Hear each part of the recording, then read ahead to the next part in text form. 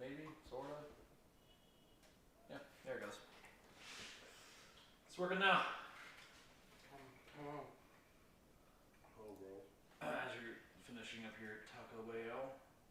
How much time? It's pretty good. It's pretty good. No. Can't lie. I cannot lie. Oh. High penis. Oh, there's another time. Speak of the devil, you shall appear. It would have been better if I got my order, but whatever. I mean, again, it tastes the same. It's just in a different shell. No, it's just.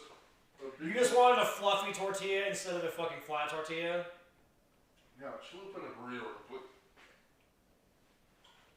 Yeah, it's start there. So you can put it on there. Yeah. And then leave those tongs there, yeah. Well, fucking burn myself. What's up, Millie Time? It was good talking to you on the phone yesterday. Appreciate that. It was good to hear your voice. Can't wait for next week. It's gonna be great.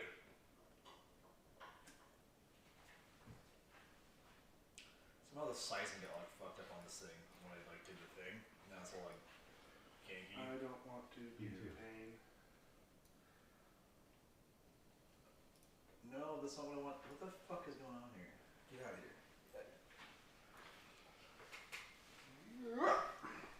Is this shit working? Because I don't fucking know. The dashboard's like all funky.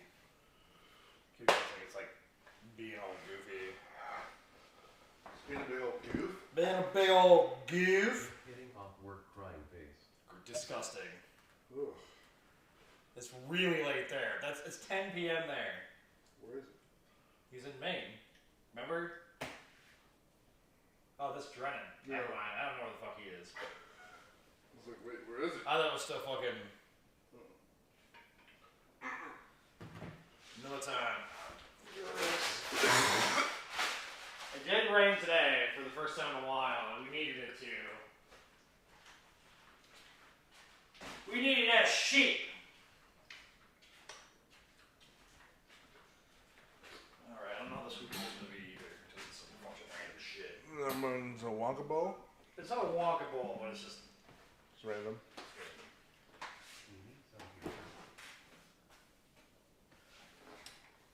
I mean, that's surprising that you guys need rain. Out in that main life. It was Taco Bell. Yeah. I'm really full. You ate fucking 2 big burritos and 2 tacos. Was there anything else in there? Yeah. It was like a chicken cheese melt thing. Okay. So you ate quite a bit. Yeah. Plus, we got some. I mean, this beer's pretty decent. It's not bad. Just there's. Wild Sour Lindbrook is what this one's. From Distill in Normal, Illinois. Normal, Illinois? It's a town called Normal. I'm confused. Is this an indoor rain dance? It is an indoor rain dance because it was supposed to rain till like 10 p.m. so I didn't want to get rain on my shit. Yeah, so like we got the Distill Wild Pack. It's got like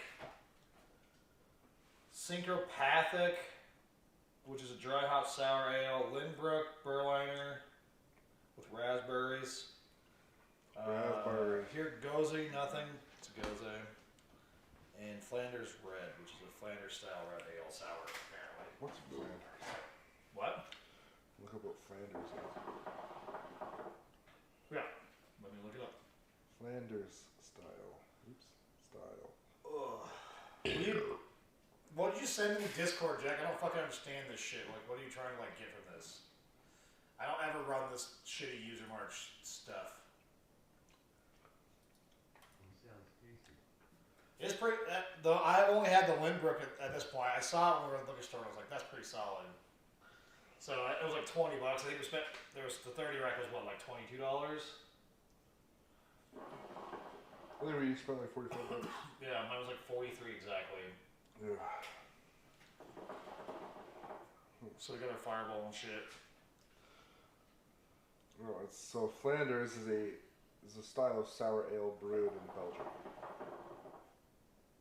originate. Okay, but yeah. Originally brewed there, It's, but what it's makes just it different than like a fucking standard ale? Sour ale. It's fermented with organisms like lactobacillus and stuff. Long periods of aging. It's either a year or more, usually in an oak barrel. Oh shit! I totally forgot to do that. If Tyler's watching, I totally forgot to tell him to come. I mean, you can come now if you're watching. I mean, we got time. Yeah, we just started.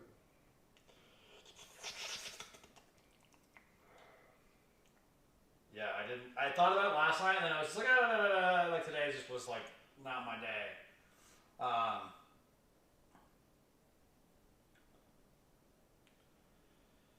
Ew.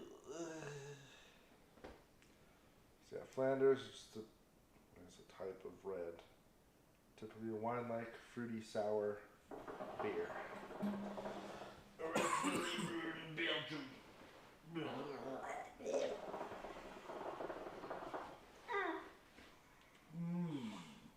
See what Tyler might actually come and see. That'd be cool. Tyler's a cool dude. Yeah. Met him once. Short shorts. With short shorts. Oh, twice. What do you mean other than that? Because I know it was like during the tricycle race. Well, there, and then also New York City. That's right. We were That's both right. there for Father's Day. Alright, he's on his way. What are you saying? Weed. Melon, Alfacher Golden 2 Apple. I wish. I'd like to get high right now. That'd be great. No weed. We don't have weed. I like to do edibles anyway when I do that kind of shit. So I don't like the fucking dry mouth. Yeah. You like the cottonmouth? I mean, I already drink too much as it is when I'm drinking, so it's like, do I need to add more to that? Yeah. Yeah, it's pretty good. I'll have to save some because I didn't have any for. I ordered like 4 kilos for next week. Because next week's gonna be ape shit. Oh, God. I went Tour de Geek. Tour of Deek. It's gonna be fun. Tour de Pee-Pees. It's gonna be fun, for sure. Dude, it's like this Taco Bell stuck in my esophagus and just won't go down. Maybe that'll help. I mean, you got Malibu. Is esophagus the right word? Yeah. That's correct. I thought it was confusing with trachea. That'd be a problem. Yeah, that'd be a huge problem.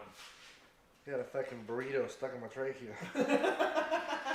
Yeah, that'd be a huge problem. I'd probably be dead. I don't know if he'd be dead, but yeah. If it had been stuck there from now, since I ate a burrito, in my trachea. Yeah, I mean, Like the pathway to my lungs. you can still probably get air through. My lungs would be on fire, dude. I had like a bunch of Diablo sauce in there. I'd be dead from something. Yeah, it would definitely not be comfortable at all. I'm not saying that. Probably be dead. Ooh. What's in this? 2 apple, lots of it. 2 Mm. apple melon. It was, yeah. I got like, You got so many flavors going on. I got chicken and beef stuck in my braces, and I got this sour red going on, and this 2 apple is just a lot right now. I mean, I'll smoke it. It's just like a lot. I'm gonna go for the greeny. I like that. Look, that haze isn't even moving. It's just. Yep. No airflow right now. I'm not gonna turn the fan on. Isn't that window open? Yeah. It's just calm and quiet. Which is weird because it normally isn't this time of day. Normally it's like a little windy. Usually a breeze.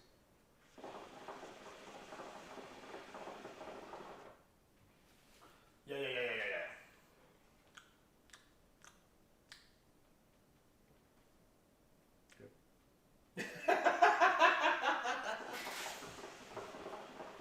Alright. So Tyler's on his way. Tyler's on his way out. Cool. He lives in the mountain. He lives like just west of Forest Tooth and Stout. What's his address? I don't know. You don't want to say it on? No, I actually don't know. Oh. I I kind of know where it's at. I could probably give you like a hint, but I was just saying if you would say it out loud on the internet. I'm not that dumb. Well, no, you're not that dumb. Not that dumb.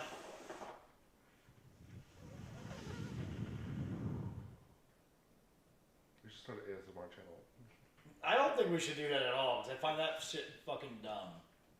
Some of it's kind of like when someone takes it seriously with like cool sounds, it's kind of like satisfying to listen to. I disagree.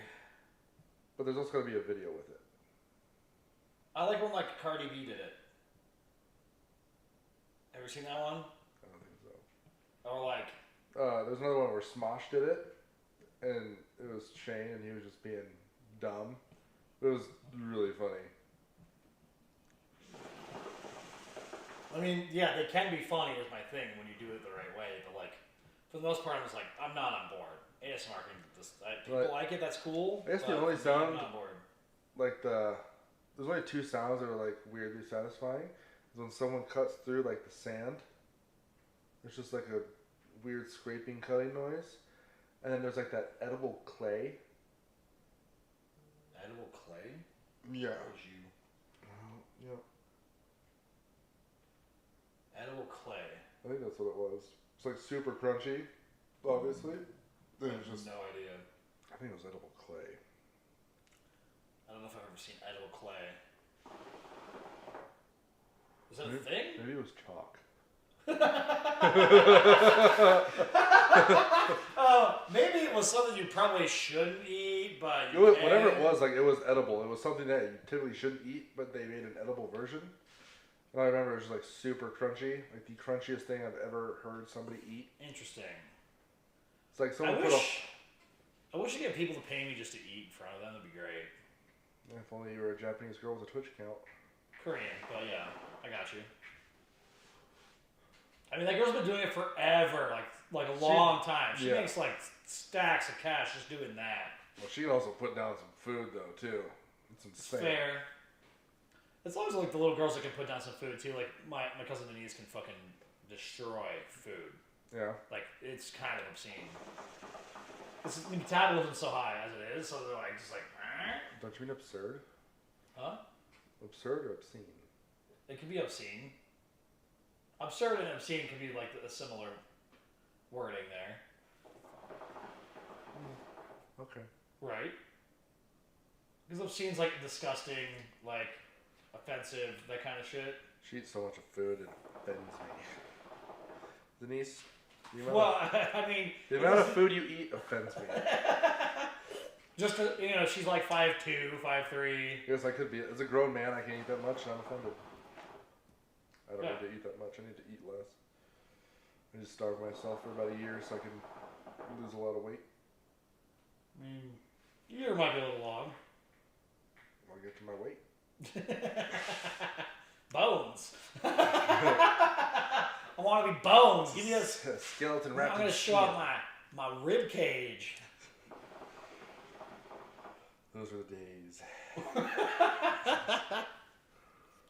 Yeah, I get that dad bod for real. To be 180 pounds, man, that was great. I don't think my bone structure could even allow that, to be honest. I think yours would be pretty close to not being under that close to that anymore. Well,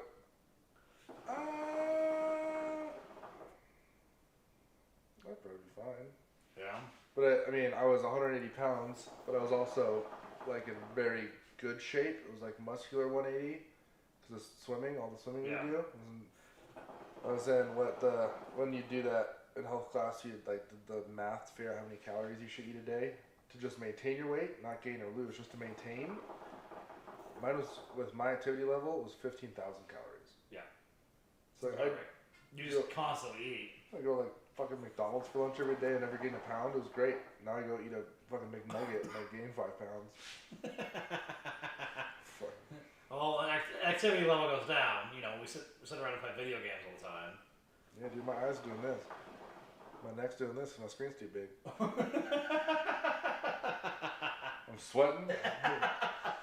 I mean, you should be like losing a little bit like water weight there, I guess, huh? Do you want to like make weight for something? But that's what I should. I just thought of an invention. you mean a sauna? Kind of. But it's a wall that you put on your sauna. It's like just a clear plastic panel you can put in. It's got like the glove arms, like in a sandblaster. So you can reach your mouse from your keyboard and still see things. But then it's got to have like a little mist detector with a little wiper blade on the inside to keep wiping the thing. So you can see. Sounds very dumb. And then there's going to be just audio inside the sauna. Like super surround sound. And then just a mic somewhere. I mean, you could. This is a possibility. It's not a possibility. This is $1 trillion idea. I don't know about that. It's maybe like for dumb. like you and 2 other people, but Well, as long as I sell them at a third of $1 trillion each, that's $1 trillion idea.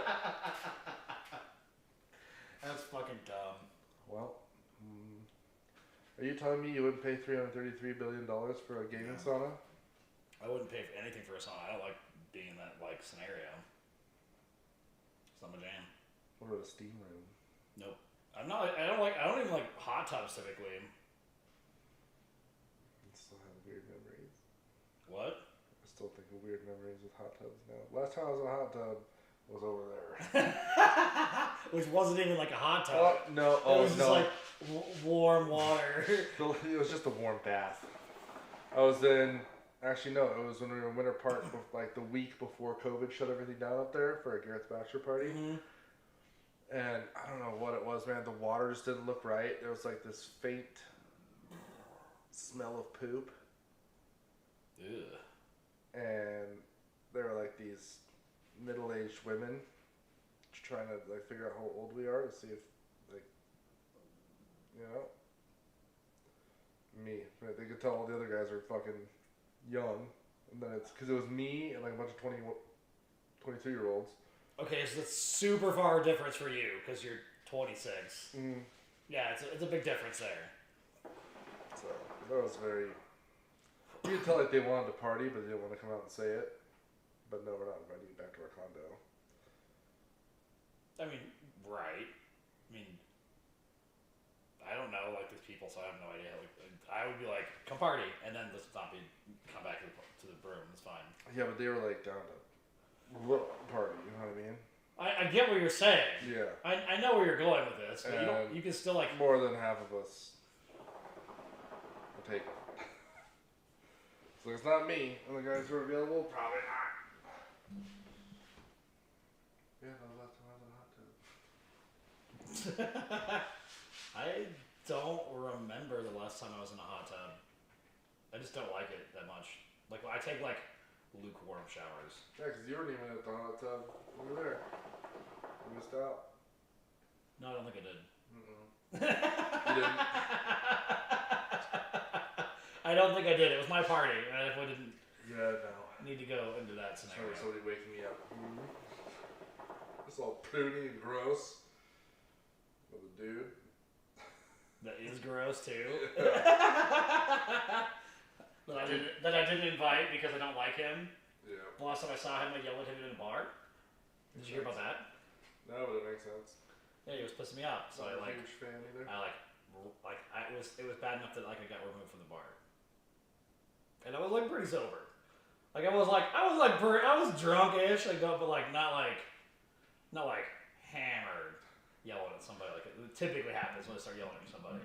I still remember when Seth got kicked out for throwing the pool cue on the table. It was so fucking funny. I've been kicked out of a few bars. That's when we, like 5 minutes before they threw a guy out at the bar, so he got mad and snapped the cue in half. They threw him out, and then we took the table, and we were playing Seth, and I don't know if he like scratched the 8 or something happened, and he just like threw the cue under the table, and the guy was like right there, he's like, get out. He's like, oh, come on, man. Yeah, I don't really like. I mean, I've been kicked out of bars just because like I'm loud. That's my biggest problem with like when I'm getting kicked out of bars. I'm just loud. I'm just like I may not even be yelling at somebody like angrily. It's just loud. Just loud, and they're like, nope, see you later. That's what parties are for, dude. What? That's what parties. I kind of agree, especially. I mean, I get it like with the bars, like I'm so loud that like it's a disturbance. going to the wrong bars. No, I've been kicked out of Tonga's just for being loud. I've been kicked out of Bondi for being loud. Okay, that's weird. And also, I was angrily saying it at that point too. I was kind of mad. Not just loud, also yeah, just like angry. but like, it's like I kicked out of a raid for being loud. It's the weirdest fucking thing. I'm just breaking all this shit, fucking ah! Yeah, I'm just. Yeah. You're louder than music. Get the fuck out of here. Hear the fucking song, dude. Shut up. Yeah, no, that's definitely like one of those like problems that I have. Just even when I am like a little irritated or whatever, it'll fucking like pop off. You know this. It's happened. It's surprising we didn't get kicked out of like biker gyms that one day when we were like yelling at each other, kind of. That was kind of funny. Yeah, it was over something like super stupid too. It was like I don't even remember what it was, but it was dumb. The only reason you and I didn't get kicked out of fucking Trailhead that one night is because we left when you and I were fucking getting into it because the chew can and the foosball table. If we kept like just sitting there and yelling, we definitely would have gotten kicked out. Oh, definitely. But we just ended up leaving. We were already on our way out. We're not outside because it was raining. It was raining, so I didn't want to get everything all. It was kind of breezy and raining, so like it was kind of getting water everywhere.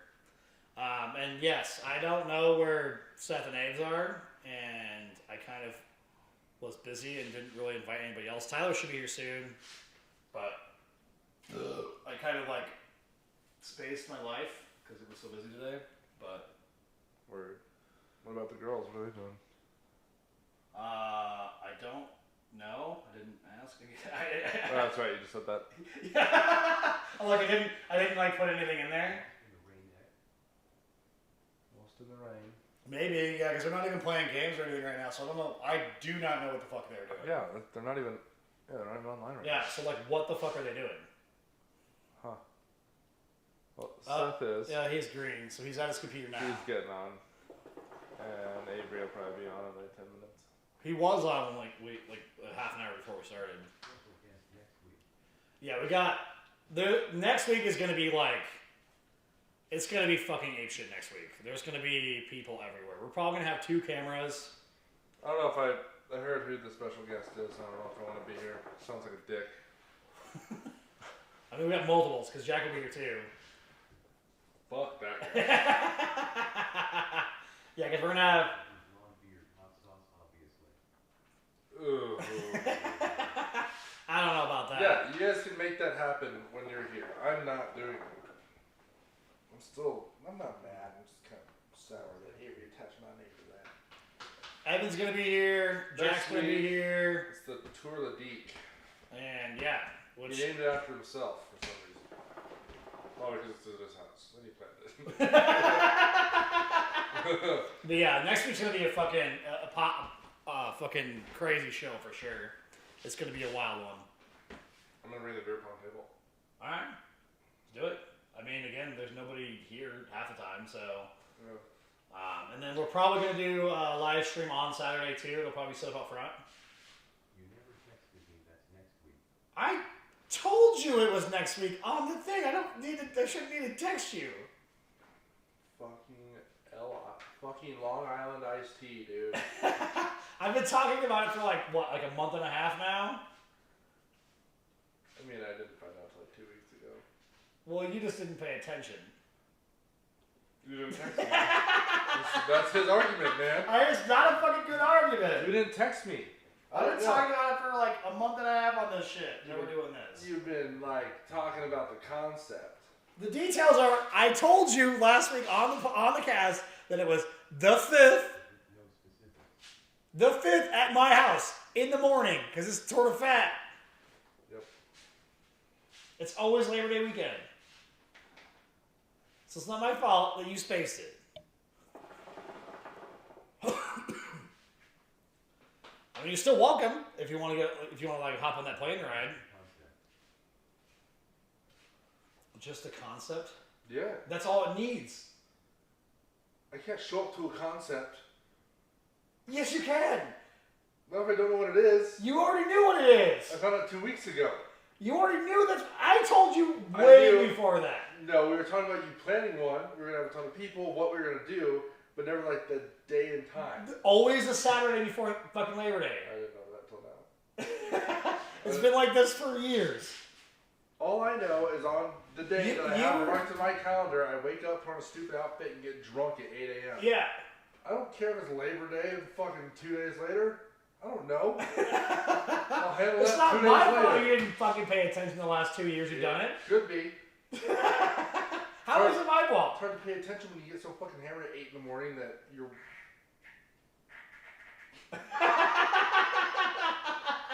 That came out of your ass.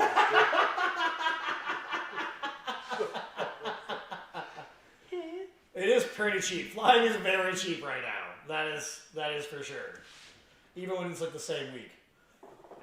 Yeah. Go to Southwest and do the getaway ticket price last minute, just to fill a seat. Well, from where he's coming from, Denver is fucking always flying, so they always got flights. And since flights are down 99%, like passenger-wise over last year. Yeah. I mean, even still, like, even if you did like Frontier for like a fucking, bring a backpack and you're done. At least like Southwest, we went to Maine. That's nice because we're not selling the middle seat. But when we go to Hawaii, hopefully in December, it's on United, and they don't give a fuck. They're selling every single seat. So we bought the. Why don't you fly Southwest to Hawaii?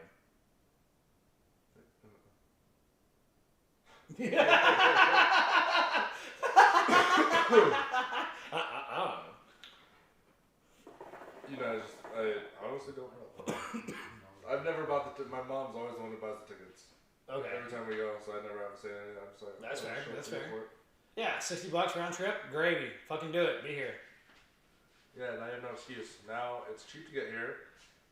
You know it. The info is now permanently on the internet.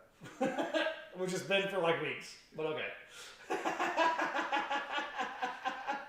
I'm gonna go through all the time they said it in the clips and just like make a clip montage for Mike. That'd be fucking hilarious. It's gonna be a 2-clip montage, man. No, I've been talking about it for like a while now. Not the specifics. Bullshit. Looking into details, Mia. Not specifics, man. Like, we're doing a party. It's gonna be dope. And that's like all you said. On the Saturday before Labor Day. I've always said that. I didn't even know. I didn't even know Labor Day was coming up. Again, not my fault. You don't know your dates. Like, my mom's like, "Do you get Labor Day off?" I was like, "Is that soon?" No. Yeah, it's the first Monday of September every year. I feel like we just had a Labor Day like 2 months ago. Memorial Day, which is the last Monday of May. That's what it was. The Saturday before Labor Day was never specified. Oh no, it was No, it was because not. guess all the people that know this shit. Fucking, if you know it, they can respond in the chat right now. But so far, you got 2 people who say no. You and Mike, which are apparently not reliable sources for dates. Yeah. No, I've always said that.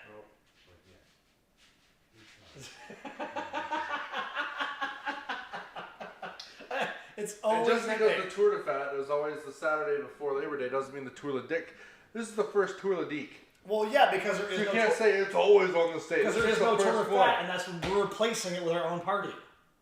No one knows that. Yes, they do. That's what I've been talking about. That's why it's called Tour de Dick. You fuck. You fuck. You goddamn fuck. This beer is fucking good. The green one. It's not even hot. I didn't even get smoked. Just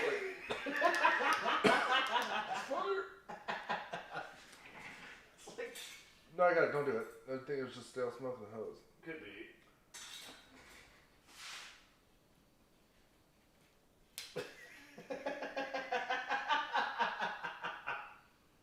Fucking kill me. You can't kill me. Fireball? You can drink out of it.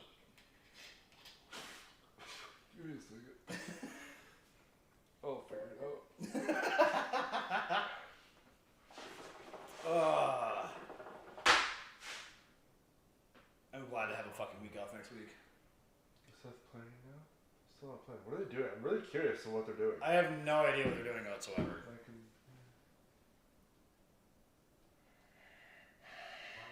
Oh shit!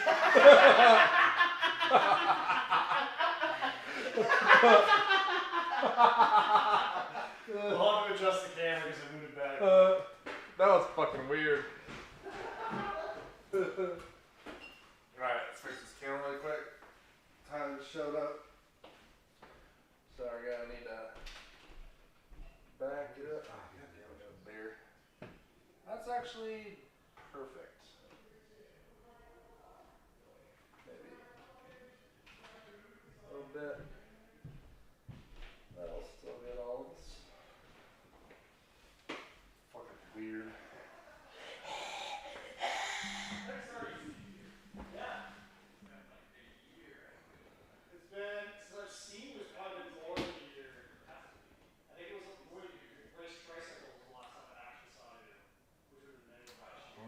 Scrum diddly unpetitious. I'm just kidding.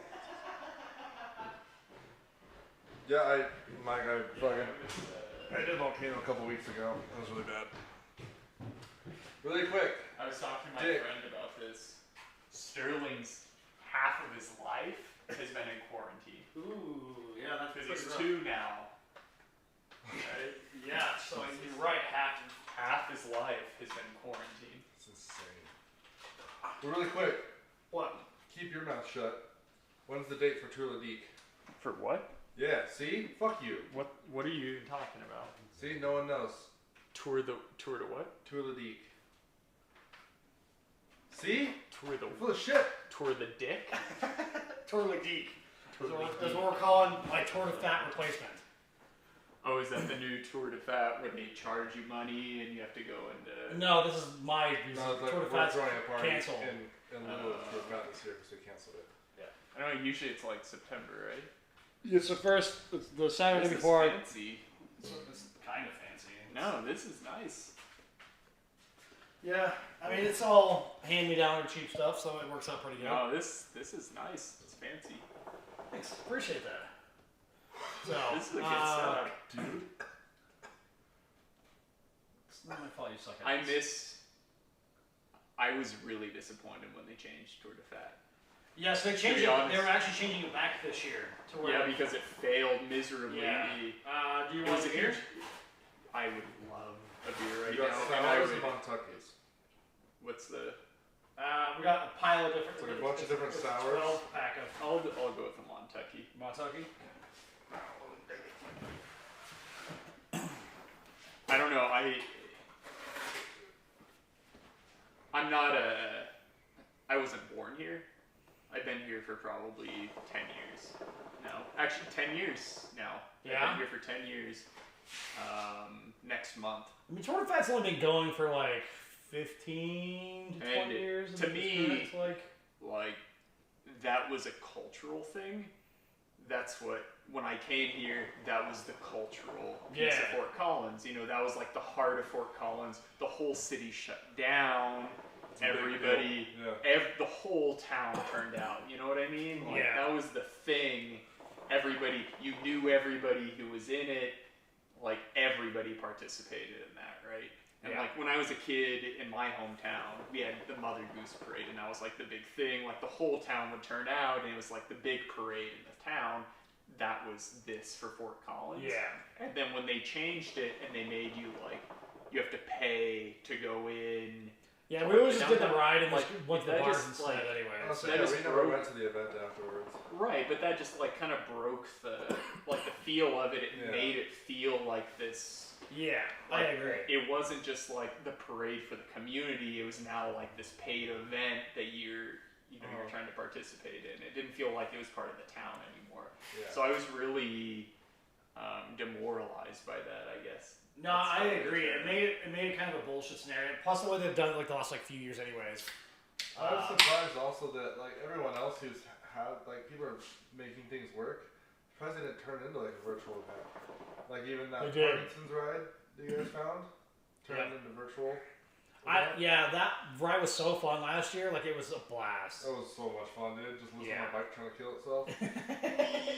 So we did this Parkinson's ride last year. He found it last year, and I thought like their Facebook has been like silent, so I didn't think they were doing it again this year. Mm-hmm. But it's basically a charity ride for like Parkinson's disease and that kind of shit. Mm-hmm. But basically, they bus us up to like the what's in the town at the top of like Wrist Canyon. Like that little there's like a school. Yeah, little tiny. Yeah. Little tiny. I can't think of it off the top of my head right now. Yeah. They bus us up to there, and then we rode back to Loveland.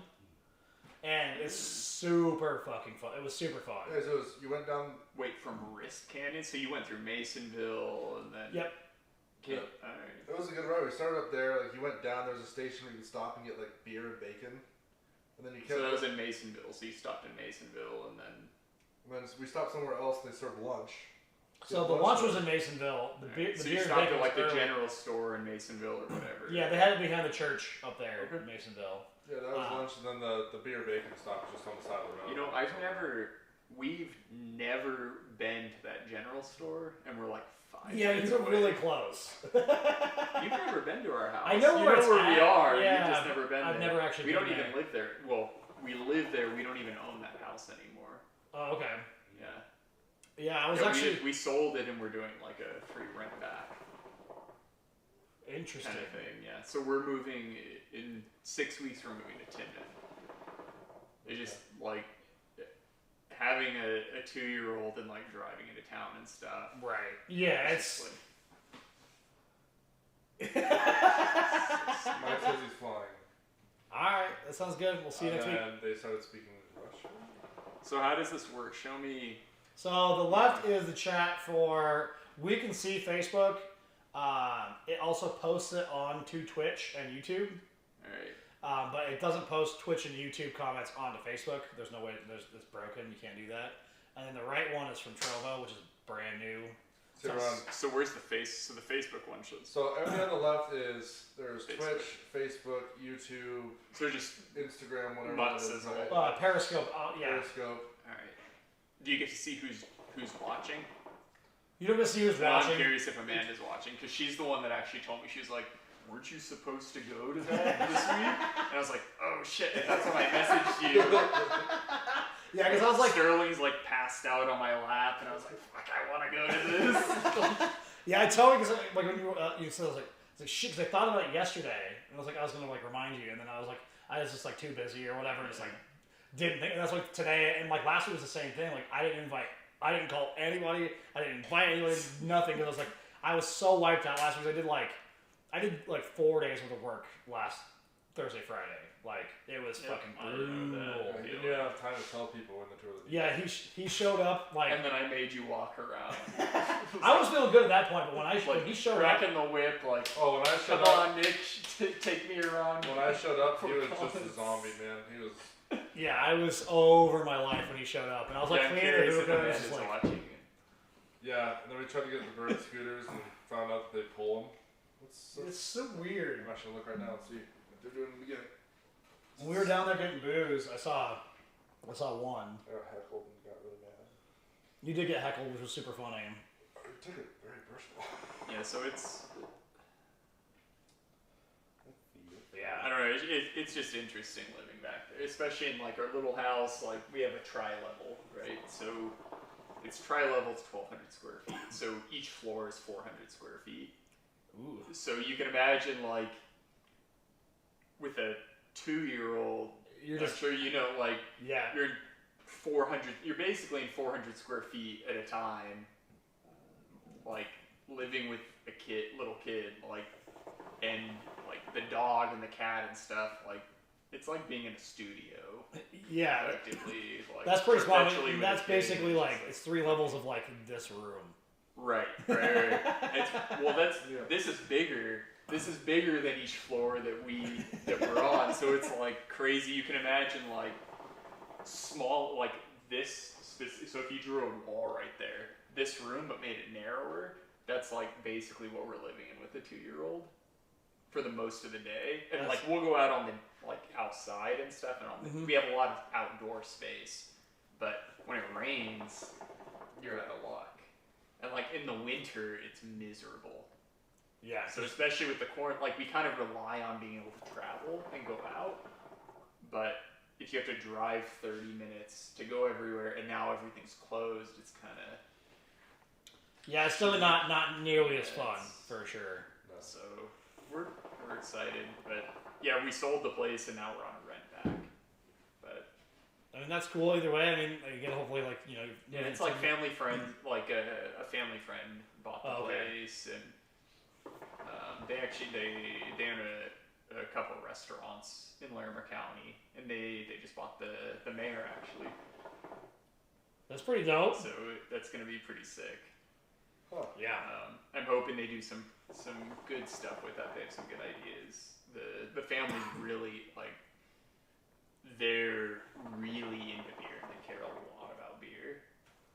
That's So cool it's because gonna like be sick because they'll put good stuff in. yeah, I mean that. They, Well, like, the mayor used to be like really dank. Like I used to love going there, and then it was like, oh, you're just gonna have the same things over and over and over and over. No, they won't be like they have a place in Loveland, they have a place in Estes, and then this is like their new thing. But the beer will be good.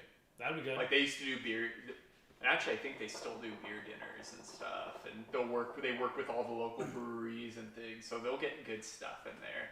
That'd be cool. Which Yeah, would be- I just like we used to do like we go into like cigar shop all the time. We used to do like cigar and beer events over there, and that was super dank. Cigar and beer. Yeah, so you do like cigar and beer food pairings. Like we used to do like at like the Moot House. A couple other places were pretty cool. Obviously, like it's toned down quite a bit, but just because like the laws have changed Right. around here. But I kind of hope there's certain things about this that I hope persist for like in perpetuity. I love like we went on like a date night in Old Town, and it was, to be honest, it was miserable. But there were certain things about it that we really liked, just walking around, where they've opened it up so like you can put tables on the sidewalks and stuff. I hope that stays around too. I really hope that persists because that's so nice. It feels much more like a community. Like you walk around, it's comfortable. You see people eating on the streets, and it felt. And I'm kind of harkening back to like when I first moved here. It felt a lot more like that, where like you'd walk around and you see people you know on the street eating lunch or dinner or whatever. Yeah. And you kind of lean over and you're talking to them and hanging out. Like it felt more like that small town feel. I agree. I hope that stays. I actually wouldn't be opposed to them putting more like add another parking structure and just close off College. Yeah, Like so they used because to. really like you don't need like why are people commuting on College in general like through Old Town? Well, it sucks. It actually is a U.S. highway, so like it's I hard know for to people, get if you want to get to the 14, it sucks, but they could divert that. Like it's not definitely. And they used to close it down like on Fridays and Saturdays. They used to close Really? down College. Like it's They- like if you were parked Take- there, you were take done. Taft. Or College hits Mulberry. This fucking bridge old. Just go over Old Town. That would change the feel of Old Town a lot, though. If it was like a bridge over it. But yeah, like the shit that they could then do with the lights, and yeah, you could shut down College, just have like a big open. I mean, the reality is all they need to do is like you shut it down, and then route it to where you turn on Mulberry, go to fucking. I just want to send people to Shields or not Shields because of the university, but Taft. So like either like Taft, like they used to do. Timberline, just divert shit to They send it down to Riverside then around. Riverside and then up and around. Yeah. Yeah, It's it's not bypass. hard to No. do. Like, Yeah, and then it's just shut it off. Make it walking A traffic only. multi-billion-dollar bridge. Buy a tunnel. Just make it walking But That traffic. would be dope. Walking Actually. traffic only. That'd be so amazing. Like I look at the area where you know, like Blue Agave is over there by the like. There's the art museum. There's Blue Agave. There's like, well, it's not fish anymore, but whatever they've changed it to. That area, make the whole thing that, so it's like the square area, but the whole thing. Yeah. That'd be so amazing. Yeah. Like That would There was talks about revitalize, actually, like people would come there for tourism then. Yeah. Where like people used to come like, oh, it's based, this is what Disneyland's based on or whatever. Like that would make it that way again. Like people would come there just to hang out. Yeah. Like, I agree. Just chill. Like that would be. Well, it's one of those things that they can totally do it again. They just need to do it the same way. Traffic's not going to get any worse. Right. So, what are you going to do? They just need to do it the same way they used to do it. Again, close it down. Just let it be like all those streets are closed Friday, Saturday, Sunday. I say it's on the weekend shut down. It doesn't have to be. That's the other thing. It doesn't have to be the whole week. Just shut it down and like the weekends, and let the tables come out for like. Yeah. The whole there's a weekend scenario like it starts on like Friday weekdays, afternoon. you can drive through. Yep. On weekends, let the restaurants put tables out on the sidewalks. I fully agree with that. And then people can walk in the streets and hang out. It'd be so amazing. Because look at the events, right? Like look at New West Fest and stuff. They close it down pretty much already, so it's Yeah. Well, like I think a couple other cool things that'll probably stay, which would be beneficial for like businesses, the to-go alcohol. I think that should stay too. It probably won't. They're gonna have a huge issue revoking that though. Yeah, because people are already so it was like a safety issue, and it's reduced. And now it's not. It's reduced the number of accidents too. Definitely, I can agree with that. Because people don't feel like they're not going and drinking places at bars and then going home. They'll just get it to go. Yeah. Like, I'm gonna take one. I'm gonna take one to go, and then I'll take it home, and then I'll drink it instead of like I'm gonna like pound this one and then like try to race home or whatever. Like it gets rid of that. It does. It's one of those things like again, like I don't even think like, in my opinion, like it would just be like more useful. Like put a parking garage like on the south side kind of scenario, where like you just bust into it and then you're done. Again, you don't even need to put another one down there. It's kind of the thing. Like if they opened it up being more like if you're downtown, open liquor law, like you can just like be wherever. They need to do the exchange, and that's what I'm thinking. Like in Old Town, so on the weekends. So say they're we're saying they're going to cut traffic off, right? Just make the whole thing like a walking, like you can drink downtown, kind of a thing. Just open the whole thing up. Then they're gonna have to have like either a big security team or FOCO police. The police fucking don't do shit anyways, except for be assholes anyhow around here. So it's like, so it's just like they don't need a whole scenario with that. I don't think. Plus, everybody drinks around. We walked around town with a beer last week. They don't. They really don't give a shit if you're not being an asshole. So. Yeah. And then I think the other thing that's gonna stick, just because of day and age, is this whole digital menu thing. I think they'll keep the paper menus for like old people or people who prefer it, but those stickers and those table tents are gonna stay. That should stay too. It should be. What's the visual menu thing? The digital ones. You just scan it with your phone, and this is the menu. You scan the QR code and takes you to the website. Better. Yeah, because I like that better anyways. They keep the paper ones for older people that don't know how to use their phone or whatever, but up here. I haven't used that. Like, but I don't come down. I don't come out of the mountains very often. You need a fire to scare me out of the wood.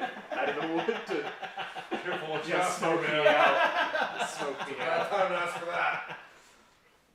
I like don't know. that. I think it's cool.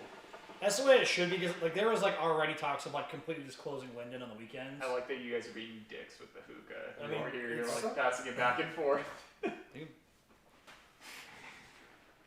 it a little bit. Just twist it. I didn't know he wanted to smoke, so we're used to like some people do and some people don't, so it's one of those things. I'm from San Diego, man. Okay. Nobody smokes hookah in San Diego. That's fair. That is fair.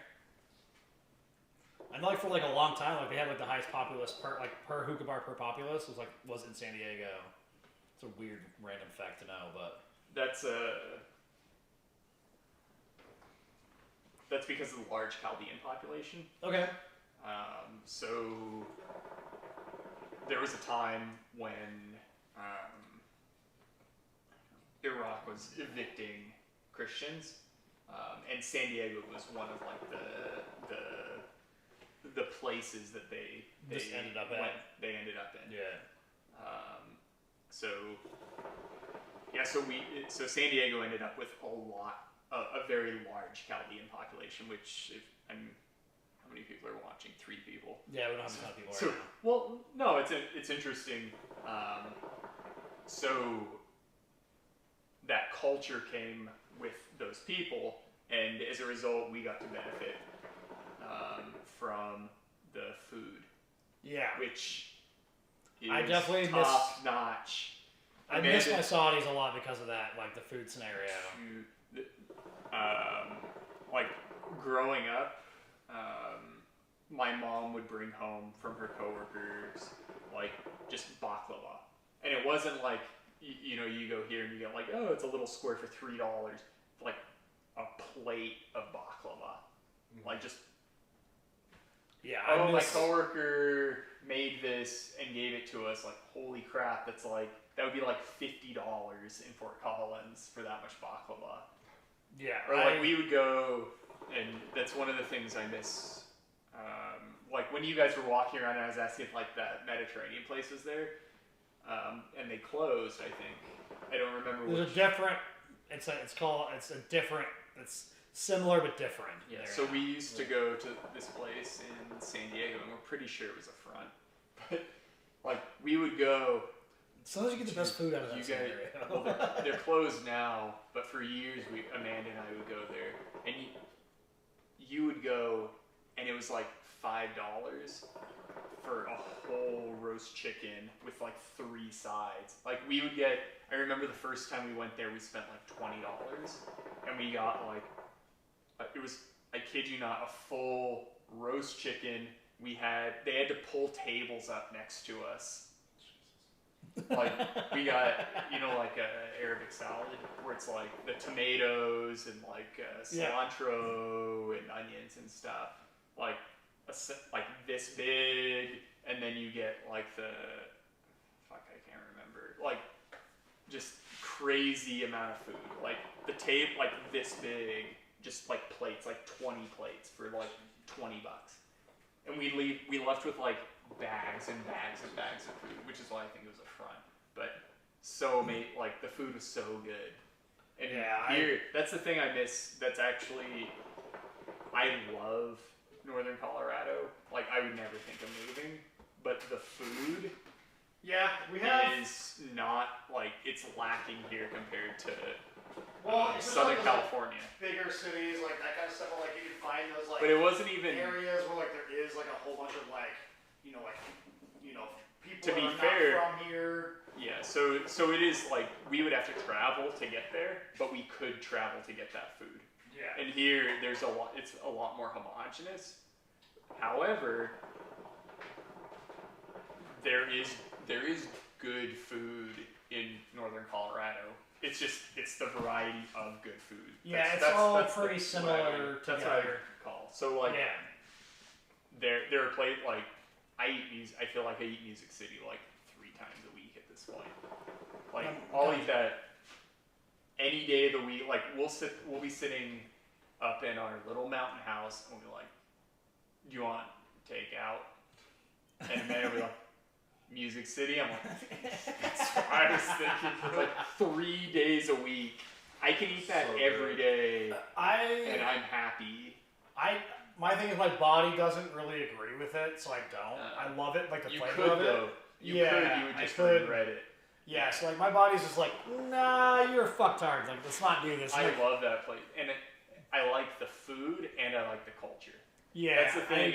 It's that restaurant that I want to support above all. Like every other restaurant I like what their message is. I like the culture of the place. Yeah, I like, and the food is amazing. The only place that I can put like on par with that, like as far as like what I like about like, and I also know the owners too, so it's a little easier on that one. But like, Colorado Room, I really like Colorado Room. The sliders are good. Yeah, I really like Colorado Room. Like I've gone like roller skating with the owners and stuff at that place, and they're super dope. But like it's kind of hard. Like there is quite a few like decent places around here. Like I mean, I like when it comes to like Mexican food, the taqueria is like kind of the jam. Taqueria is good. Taqueria and Los T's, Los Tarascos. Rio's more for the alcohol. Los Tarascos, is that the place over by Chuck E. Cheese? No, that's Taqueria. That's the Taqueria. Yeah, it's right the Pandaria. Los T's is down like I like that. That place is okay. The problem for me, so I I like the Mexican food here. My problem is it doesn't remind me of the Mexican food from where I'm from. Yeah, that's fair. Because I mean, Mexico's a big fucking country. Let's be honest. It is. It's huge. There are a ton of different styles. Yep. The Mexican food here is very different from where I'm from. So it doesn't give me, like, the Mexican food here doesn't hit that nostalgia factor for me. It's delicious, and I love it because I just love Mexican food in general.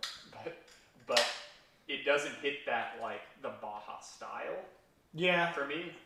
You got a lot more West Coast Mexican it's a style lot more food of like in the San Diego. Tex-Mex stuff, like the Tex-Mex style Mexican food, even the tacos and stuff like that. Plus, being in like those bigger cities too, like you get like a lot more like the taco trucks in there. No. I want I'll take you to the place that to me is like the epitome of Baja style. If you ever go to San Diego, it's not that. It's and I can explain that to you. In San Diego, when you go to school, it's like rival taco shops. It's really weird. Like Amanda and I fight over taco shops. Interesting. Because we grew up in different areas. So you like different things? No. It's the same fucking thing. It's like which one is better? It's like rival schools, okay, but rival taco shops. Gotcha. Like Snap-on versus Macro, same fucking shit, but there's I have my taco shop, and she has her taco shop from where her neighborhood, and they're the same thing. The food is the exact same thing. Like, I've been to the taco shop that her and her sister go to, and I've been to the one that I grew up with. It literally tastes the same, but it's different. So you hate each other and you fight over that. However, you can get out of that though. So maybe, Jesus Christ, this is like maybe, now it's almost 10 years ago. So me and my friend, we said, okay, one day we're just gonna find the best. That's very impressive. I mean, flexing now. No, you should see my buddy Paul can fucking roll like rings like fucking ape shit. It's wild. So I do like one, and then it's like bullshit. I can barely do one. So one day, my buddy and I were saying like, okay, we're gonna find the best taco shop in San Diego. Dude, that makes me like pain. Like when I hear that, I can't. It just pops through your neck. I just can't. It's like pain. Sorry. So we went and we researched this, and we said, okay, where does all the food come from for all these other taco shops that everybody is loving? So we tracked it down and we found this place it's called Barrio Logan. Bring on the smoked tricks, dude. I really have rings. I can do a French fucking inhale and then rings. That's pretty much all I got. So Barrio Logan, like, that's, you know what barrio means? Like, it means like town, but the slang is like ghetto. Okay. So it's over in San Diego. It's right by the Navy base, like right under the Coronado Bridge. Like, it's kind of in San Diego. It's the cultural center for people from Mexico, right? So there's Cesar Chavez Park. It's like there are a bunch of like cultural events there and things like that. There's a Mexican restaurant. There are a ton of Mexican restaurants there. There's a taco shop there. The best Mexican food. Like the best, well, that's not true. The best tacos, specifically, you'll find in San Diego. That's cool. Like, it's amazing. I mean, like I'll drive 40 minutes because I grew up inland, and so did Amanda. Like, we grew up in inland San Diego, so it's not like the beach town that you think of when you think of San Diego. It's like the fucking desert. It's like 110 degrees in the summer. It's like miserable. Like, I'll drive, if I say like, oh, I want lunch, we'll say like, you want tacos? I want tacos. Like, fucking drive 40 minutes to get tacos. See, and I won't even go like. I feel like I barely go south of Prospect, so like. I feel like this is Prospect is through the street right here. I feel like I'm a glutton for commuting. Maybe that's a Southern California thing because like I've always driven. Like, Right. When my first job was a 10-minute drive, but I rollerbladed. It would take like 40 fucking minutes to get there. My first engineering job. Engineering job was on the other side of the county. It was 40-minute drive. It was an hour and a half in traffic. Like I just always had to drive. I can't do that. Here before, like now I work from home, right? But before then, Same. yeah. Before then though, I worked in Longmont, so I drive. You know, it's 45 minutes, no traffic. It's 2 hours in snow. Yeah. Because I take farm roads, right? Because of where I live. I go through past Carter Lake and down. Like there were days like you couldn't even see where the culverts were. I'd have to get out of the car and like check it. Yeah. Yeah. Seattle. Real far. I think the best Mexican food in Fort Collins is probably Los T's. What's Los T's? Los Roscoe's. Where's it? It's like right next to Colorado Room actually. Is that what kind of So there are two different types of Mexican food to me. There's like the taco shop and there's sit down Mexican food. They're sit down. Yeah, so they have like carne asada, like you can get like a good steak, and stuff like that. Yeah. I also appreciate that type of food, and I like that a lot. We just don't get it very often. Yeah, it's one of those things. Like I like going there. Like we went there. What? The last time I was there was in June when they kind of like opened everything kind of up again. We went downtown for a little while. Like we got food there, and it was pretty good. But like they had probably the best margaritas in town too. So you know, I don't. One of the things that I really like is when they mix it up with Mexican food. And actually, this kind of speaks largely to Mexican food in general. I think that's really an untapped field in terms of fine dining. Oh, because definitely. there's so much variety in Mexican cuisine. Yeah. Regarding more casual stuff where they try new things, I love Cyclops. Where's that? What's that? You've never... That's like right up your alley. It's an Oscar Blues restaurant, so it's in Longmont. Okay. I love like going to the pub and stuff. Yeah, so it's in Longmont. It's a Mexican restaurant, but it's owned by Oscar Blues. So all their beers are on tap, and it's like they have all kinds of different tacos and stuff. It's really good. I used to go there a lot because it was right down the street from Seagate. Okay. But Yeah, I mean, you're not wrong about Mexican food being like a big problem we have, especially here in Colorado. So there's not a lot of variety in it. Like, 'cause there is many different styles of like Mexican food. We typically get like, and Los T's is like also, well, I find one of the best. It's also like, it's not all that different from like, three margaritas or like this kind of shit. Like it's kind of like this, like it's all kind of the same. it's the same thing, and you're comparing quality at that point. Yeah. And so like we do have that problem. We don't have like a lot of like the stuff. I want more fine dining Mexican food where like people have gone in, they've like taken because there is so much more than just like tacos and carne asada and enchiladas and like I love tamales. Like tamales aren't even represented most times in restaurants because of the amount of work required. Yeah, so like I'm lucky here because like I live with a roofer and like his roofing crew is all Mexican. So like, do you get tamales? On occasion, like they also like show these like empanadas too that are like super dank, and it's like so like whenever he brings us home, I'm like get what you need because I'm eating the rest of them. Like I love tamales. I just like there's an entire spectrum of cuisine there that's not represented in fine dining. And I want to see that, like, we just don't get that. We get the street food. Yeah. There's not a whole Yeah, lot. Oscar Blues food is always amazing. I really like. I've only been to. I think there are 3 restaurants that they have. Because I've been to the Cajun place is good, and then Cyclops their tacos are really good. I think there's another one too though. Because they have they have the brew pub down in Longmont.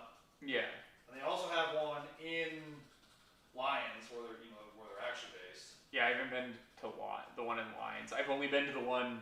So they have 2 in Longmont, because they have the pub and subs, which is that's just their where you get the beer. It's only beer, right? And then right across the street they have the Cajun restaurant. All right, start that up there, Travis. And then they've got sniper shot. Then they have the taco shop. I thought they had another restaurant too. Is there food at the Lyons one? Yeah. Yeah. Do you know what kind of food? Is it I pub fare? it's kind of like pub food. It's like burgers and stuff, kind of scenario. Yeah, you should check out Cyclops. Mm-hmm. All right. I don't know if you guys want Fireball. There's Fireball. We have Malibu, Jameson, plenty of other bullshit if you want shots. I've been drinking since 10 a.m. I mean, I went to bed I'll at sip this and because I stayed up till 5 in the morning. Was just drinking. Started at 7 p.m. Yeah, we had 2 product announcements today. While I was watching Sterling, or while I was with my mom with Sterling at my mom's house, giving Amanda a break, and then after that, Burning Cane Festival. I mean, they're definitely not doing that this year. what's Burn? Is that Burning Man? Yeah, but it's from Oscar Blues. They do a semi kind of festival. And everybody does a bunch of drugs and. It's an amazing brew fest. You need to turn the fucking subwoofer down. It's super deep.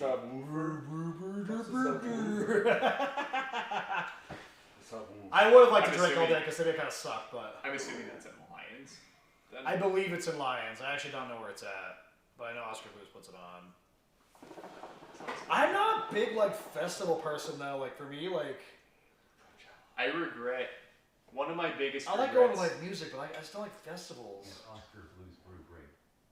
It's 3 days long. Jesus Christ, it's too much, bro, Chacho. I get bored after 4 hours of doing anything. One of my biggest regrets is somebody who, when I was in college, because I went to Cal, Yeah, probably not happening this year. was not going to Burning Man. Because that was a huge thing. Especially back in the day. That was the thing. It was back in the day when it was actually a huge libertarian festival. It wasn't taken over by the Silicon Valley, yeah, all the money and all this stuff. Elon Musk wasn't going, and it was just a huge party. It's not. I mean, And music. yeah, but that is the festival life. That's what that is. Is that you're camping and drinking or doing a pile of drugs. That's kind of We're all of those. What did you do to your shirt? Did you bleed all over it? You got a nice kind of looks like a burnt mark, you burnt it. Probably baby related. Yeah, you guys and your babies. Yeah. Happens. How's your daughter doing? She's good. Just Yeah. fucking. She's 18 months now. Almost. Yeah. Yeah, she's big. Mobile.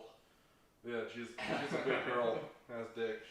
Yeah, she's pretty large. I mean, She's- look at this fucking huge motherfucker, but Yeah, we should figure something out and Oh yeah. get together or whatever. She's almost 3 feet tall. Oh, she's tall. She's you. She's got your genes. Yeah, and her thighs are that fucking big. She's gigantic. yeah, She'll lean. How long has she been walking? She'll lean out. That's what. Just after 1. Yeah, she'll lean out. The walking burns all the calories. And The Yeah. idea still terrifies me. yeah. I mean that's fair. I mean, We, I don't want to have children because basically raised me and my siblings, so I'm like, I'm not really into that scenario. We're 9:15 birthday. Should I answer it? Yes. this week. We're Hello. Nope. You got firm nothing. I love kids.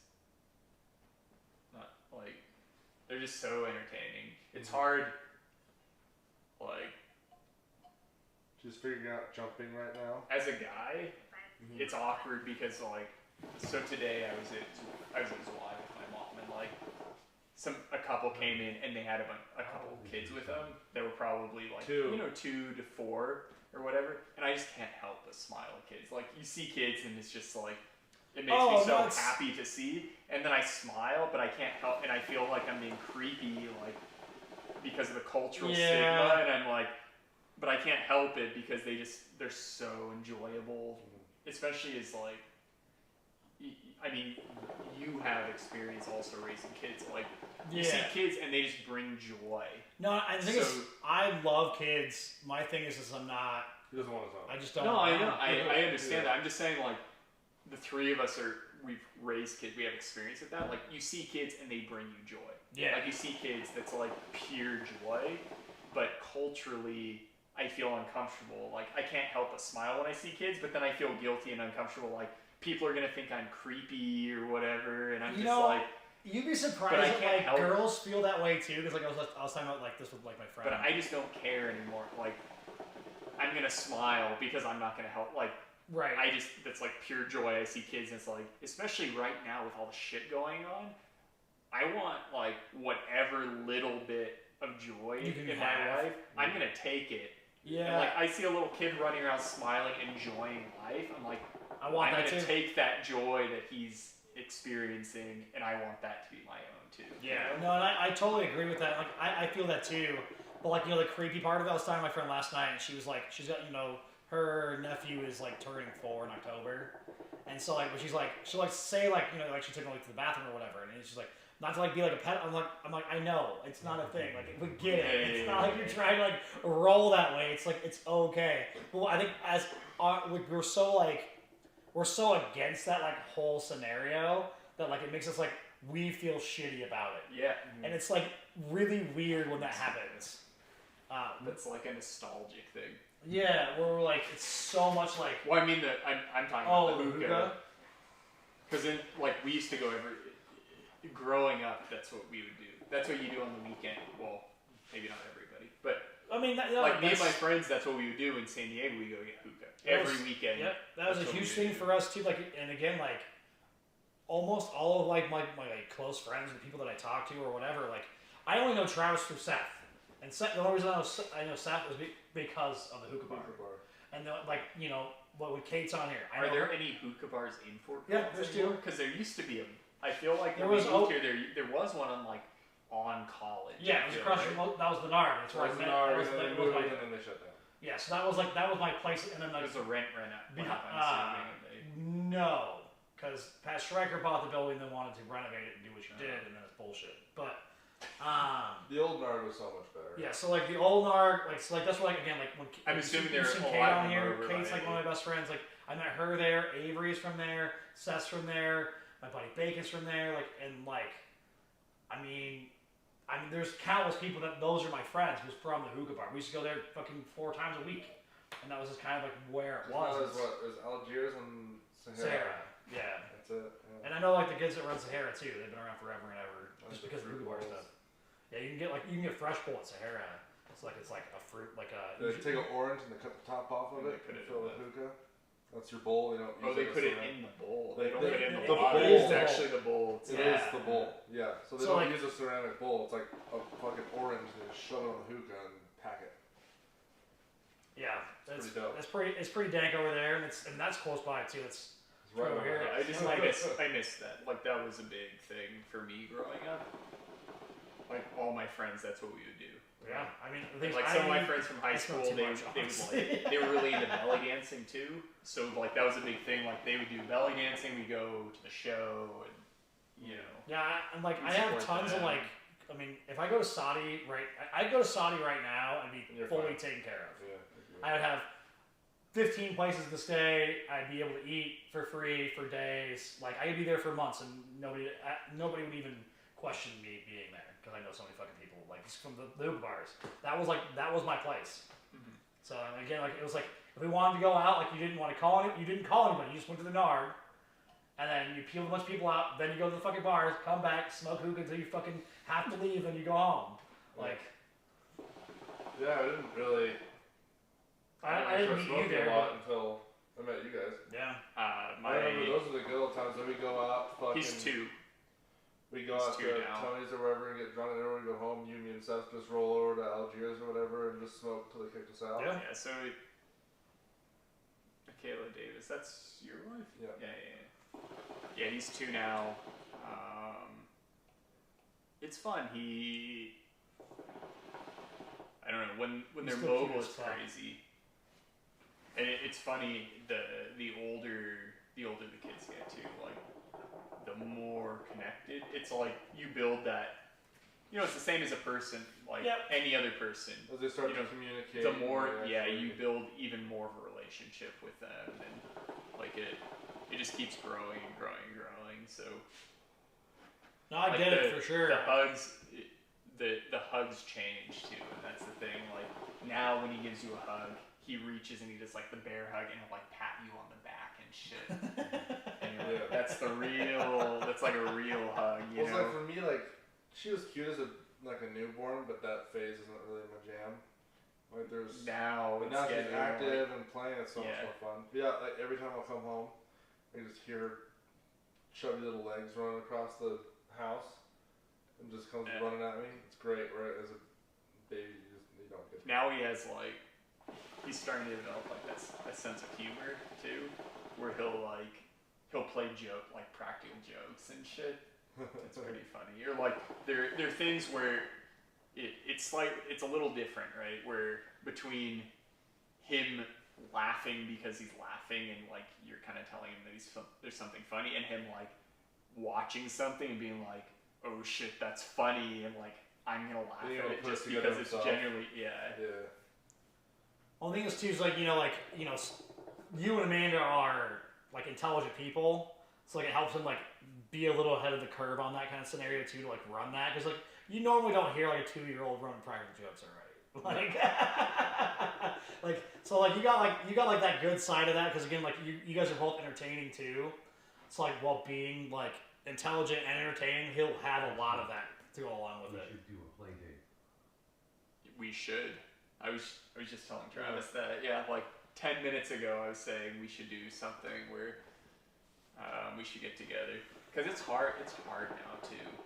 Like you don't meet people with kids. Yeah. You don't like get together. We used to have do.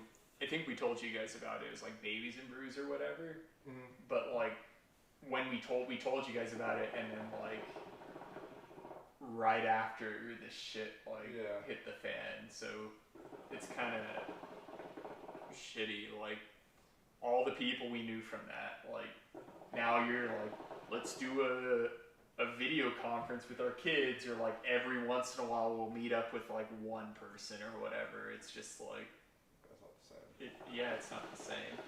And I think like the kids suffer too, like this is the time where they're building their social skills, but there's nobody. Like with Sterling, it's like who's he met? He sees like his grandma, right? And me and Amanda.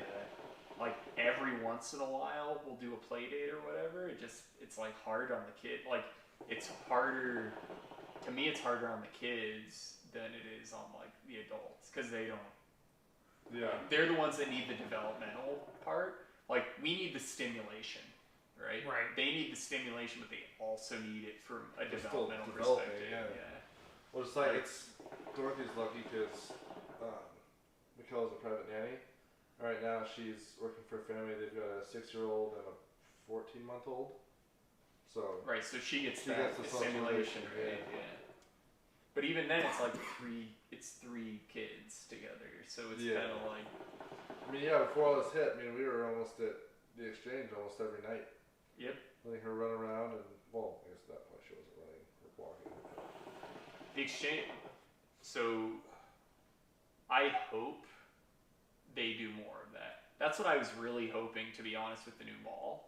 I was hoping they would turn that outdoor area outside of Hop Grenade. I was hoping they'd turn that whole thing into that. Because they've done it a couple times. So like when Hop Grenade had their anniversary or whatever, they opened the whole thing up where you could go out and drink in that lawn. They should, you know what they need? If they want to save that mall, although I think now it's a lost cause, but if they want to save that mall, what they need to do is they need to make the whole mall, like, you can walk around and drink. Because during the winter, absolutely, I would go there and get beer and walk around the mall. Oh yeah. Like, I'd go with you guys and like, we'll just get some beers and walk around. We'll go to like the Vans store. We'll go to Hot Top. Like, we'll just walk around and guaranteed I'd buy more. Right. But it's just something to do. Like, what do you do Something during winter? that's in there.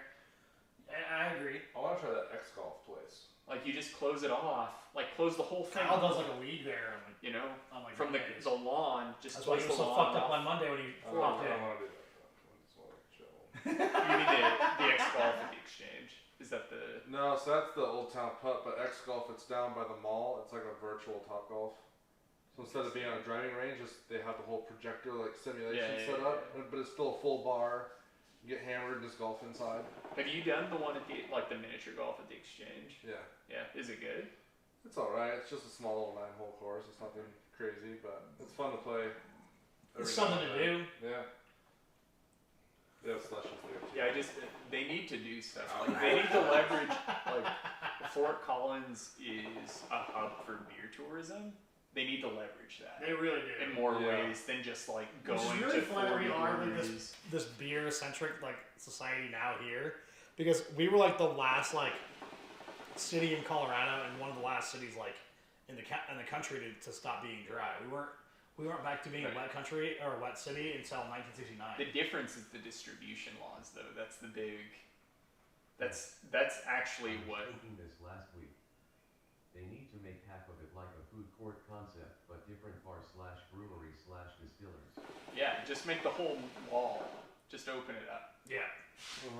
It would make a lot of sense to do that. And again, like they would get like a lot more like again the brewery scenarios like could move from where they're at. Yeah, go. Just open it up and like let people walk around and drink. Like that would be a huge differentiator. That would revitalize that whole area. I would go there way more often. I mean like Even the after the remodel, the mall's just still it's dumb. shit. Yeah. That's how you keep that mall concept alive.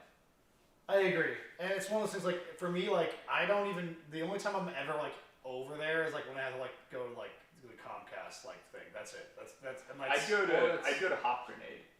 Yeah. Because I liked Hop Grenade. I mean my thing is I'm not like a huge like brew guy. Like I like going to like Rally King is like my jam because I like their beers a lot. But like I can't remember the last time that like I was like. That's where I was this afternoon. Yeah, the place is I'm cool. I'm a regular there. Yeah, I've gone as Zwei. I like Zwei. That's where Sterling's baby shower was. Oh really? Yeah. That's dope. I like Zwei. Yeah, it's. Paintball arena with the pub attached.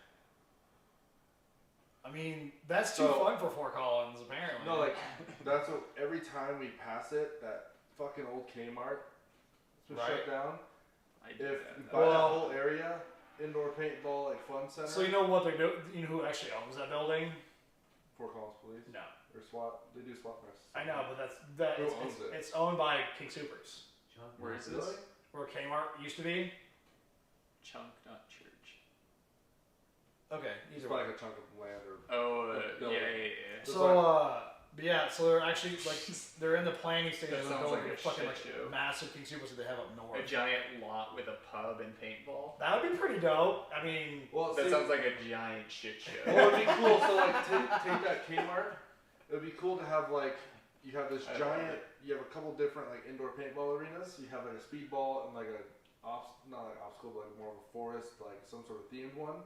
And then up top you have like the bar that's in like this box with like just like protective glass, so you can sit up there, enjoy beer, and watch like games happening. I like that. That kind of That would shit. be That'd pretty be cool. sick. Because then they could do stuff like betting and stuff like where you could bet on the teams and shit. Well, and then I would like, totally, even I would totally be sitting up there like. even if you don't want to play paintball, but you can still go I don't want watch to, and because that's the drink. thing. I don't want to play. I just want to watch people shoot each other with paintball Oh, and guns. paintball. Pub it. Ooh. I mean, this is a cool idea. You, I always wanted to build like a I just want to fucking, watch sicko because you think track here. think about all the times you sit at a brewery and you're drinking, like you just want something. Everybody, like, it's why it's TVs. They throw TVs up because when you're sitting there drinking, you know, you can watch TVs or whatever. Like, that gives you something to talk about. Guaranteed, you just watch other people play paintball and get shot. Like, yeah.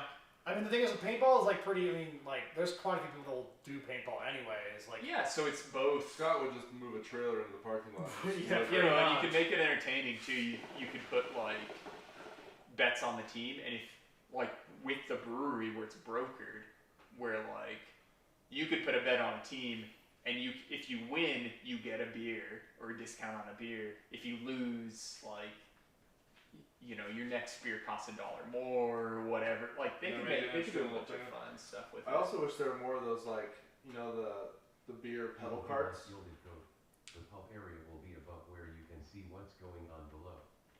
Yeah, just like that. Like just glass it Yeah. yeah. off on the top. So Those beer pedal things. The problem with those is they're expensive Yeah. because it's like $400 I also don't really like To what? to just be on it to like do the thing. Like this, They're those fun. breweries. The problem I have with them is like college is already so congested. Like See, that- when that shit goes down college, it just basically kills traffic. Yeah, Going one I See, mean, but they like pretty my much idea would be should like do if it you on shut college. it, like if you shut down on the weekends, college, like Oh, then if it's we no had problem. a couple, Yeah. at that point just make it a rolling bar, which is a fun thing you can hop on at no charge, but of course you have to buy your drinks, and people will just hop on because it's fun. Yeah. Like that's probably why it's not Yeah, that I busy. like Is if that. it costs that fucking much to ride it, it's just Yeah, you stupid. can't drink on it. Yeah, so if you could, which I guess that could be a problem. You'd have to figure out how a mobile liquor license works. But it would be kind of cool to We have don't need a that. liquor license to sell beer. It's a different license. Yeah, they could just make it a thing. City for College is just gonna be down for it. And the problem is it's very while we live in like a fairly progressive city, our governing That system shit. here is very conservative in the way that they like operate. After 3 or 4 beers, those are problematic, especially since college is uphill going south. It's like, Yeah, it's It's pretty work. flat over there though, so it wouldn't be too bad. It wouldn't be too bad, especially if you had a ton of people on there. They're fun. But even like you They're a set it lot of up to where even They are behind, fun. even behind the bar, you have a set of pedals. Just run like a mountain bike, so you don't have to go fast. You just No. have it on the lowest gear, so you're just trolling along. And if you can gain speed. If people come up, other than that, you're just waiting for people to hop on. Nothing to get on, but you got to pay for your drinks. And they're going to be more, just like if you were going to go to like a baseball game or something, the drinks are going to be more because it's the experience. It's just fun. You have like a giant fucking stereo system on there. It's making a mobile little party going up and down. It'd be cool. Again, I don't see City of Fort Collins doing any of this just because like the way I know I've said this like 3 or 4 times. I miss hookah. Genuinely speaking, like I do. I really miss hookah. It's such a social activity. Oh too. yeah, it's super hugely social. Like it's like compared I to like one of the reasons I'm here is because my USB charger for my vape is gone. Like, I can't find it. So normally what I'd be doing is I'd be sitting here smoking weed, watching you guys heckling the shit out of you. That's normally what I'm doing. Usually, like Amanda and Sterling, they go upstairs to sleep on Friday nights, and I'm sitting there drinking, smoking, and like just typing really fast on my phone. I have you on my TV. That's what I'm doing. However, somehow I missed the proprietary USB charger for my vape, so can't do that. However, this is way better. Yeah, I can't even like do the vape snare. I've tried and I just don't really enjoy it that much. Like I'm also like I think You're also a much more social person. yeah, I pretty much like this quarantine's been like rough on me. Like I have people around, like don't get me wrong, like I used to like weekly I see 50 to 100 people that like I know. I won't see anybody besides Sterling, my mom, and Amanda on like a weekly basis. Like there are weeks where I won't see anybody besides them. Yeah. And it for now, because I work with a lot of people in China. So as soon as this like thing started happening there, I went to Costco and we like bought a bunch of shit before anything in like Seattle or whatever happened. We bought a bunch of shit, and we basically locked up since like February. Yeah. And now it's like, you know, people have figured out how to deal with it or whatever. It was more of like we're gonna get stuff now because people are gonna like buy all the food. Yeah. Right. That was like the idea. Like Hopefully there you was stocked up on toilet paper. there was a toilet. Yeah, we did. There was just I like bought it a day. there was a rush. There was a rush on that, a run on that, and we figured, oh, there'd be a run on this, so we're gonna buy stuff early, and then we're like good for a while. I never understood the toilet paper things because like 9 out of 10 bathrooms in the United States have a fucking shower right in front of them or a bathtub, and it's like if you run out of toilet paper, you're at home already. Right. You know what I mean? So it's like it's That's not a hard very to, like, male mentality. Like that's a male mentality. Yeah, I know. If I told Amanda that, she would crucify me. So the thing is, like, I get like that's a little bit different too. Like, don't get me wrong, I understand that, and like that makes sense. But again, like, have like coming up. We are doing costumes still yet? yeah, we're doing costumes. Yeah. I'm doing like a WWE scenario. I'm wearing my tri shorts. I bought a jean vest. You already told me. And then I have a blonde wig. I have crazy sunglasses to go along with it. And then I have a black WWE belt fanny pack coming for Lily too. So I have mine and one for Lily, and we're gonna be twins. Me and Lily are. Jay's gonna wear my J's. Is that for Truly Dick next week, next Saturday. Like I said, it's gonna be basically a lawn party. So Yes. We'll see if anybody shows up, because no one knows what it is. you're like. I'll show up. Mike and Evan will show up. Who knows? Well, Jack's gonna be here. Fuck that guy, dude. So like, there's gonna be next Friday is gonna be it's gonna be a shit show here next Friday. Yeah. so toilet paper? Like I use minimal toilet paper. I think most guys use minimal toilet paper. That's not a. Eric's coming too. Eric knew, and he doesn't pay attention at all. True. But he's also got that weird, like, janitor man power. He just knows what's happening. He lurks in the shadows and no one ever knows he's there. He's just like, I know what everything is. So yeah, so next Friday and Saturday, because I'm gonna post up like there's gonna be the screen out front and everything like. So like it'll be video. It's gonna be like the whole time. It'll be, like, Yeah, you just run that Ethernet cable out front. Yeah. Yeah. So it's gonna be. Speaking of which, early next week I need to like get on a. I'm gonna buy a keg too. Well, rent one probably. But. Well, you still pay for the booze in it. You don't rent the booze. So are you Piss gonna it buy back. the keg or are you gonna rent it? I already have shells. Tour the dick. Oh, yeah. That's funny. Amanda's pissed because we wanted it before we moved. We wanted to do a party on our deck because before last year we landscaped our front yard and the deck was falling apart already. But when our neighbor landscaped the yard, like the bobcat hit the deck because he had to drop like 2-ton rocks right next to the deck, and it was winter, like bobcat sliding or whatever.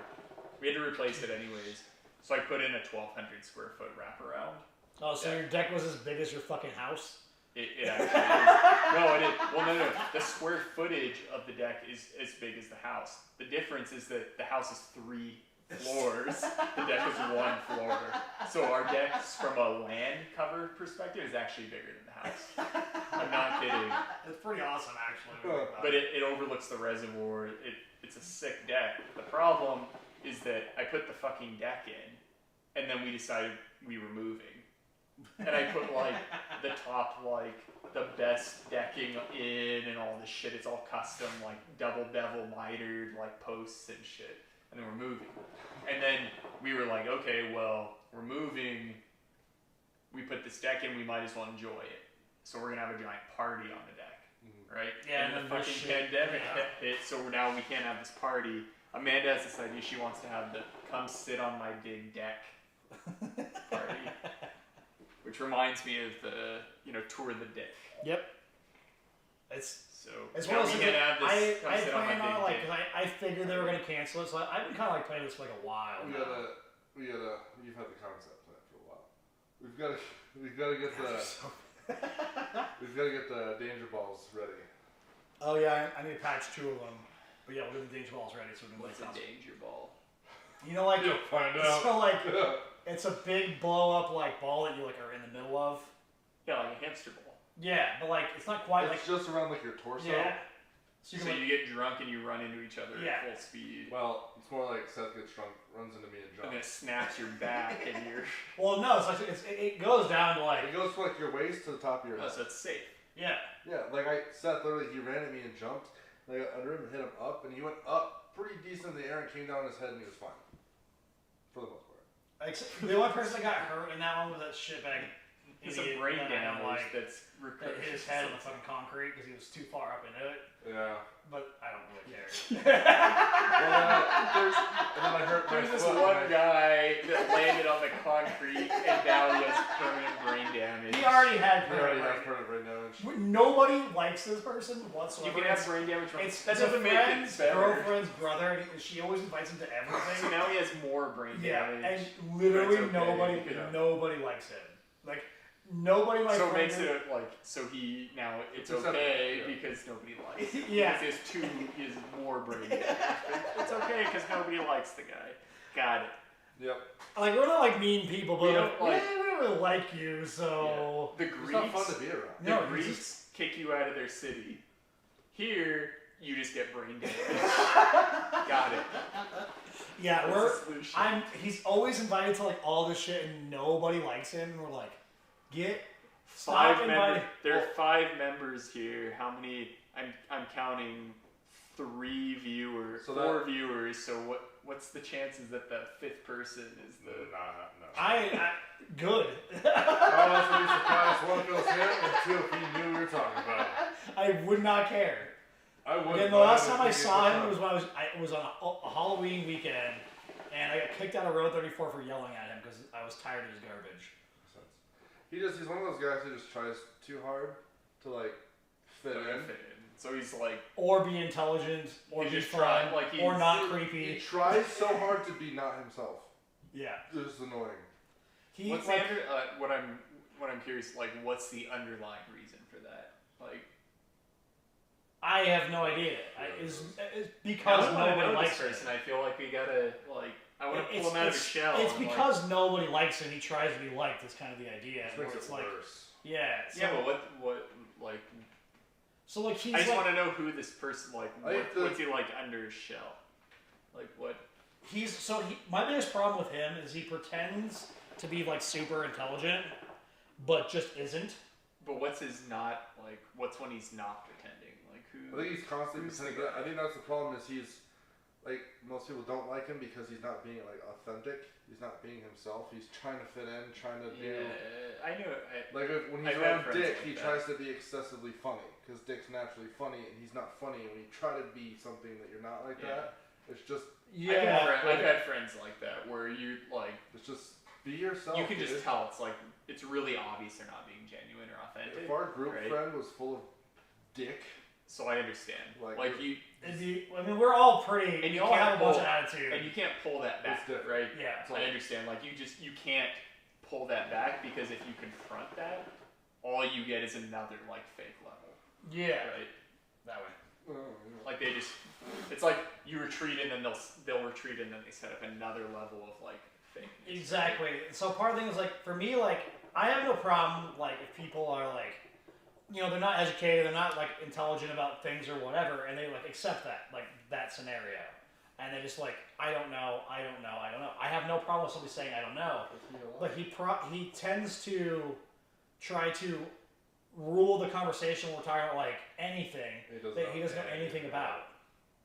And so what happens is like it just makes you mad, and then like he also like he'll hit on every girl ever.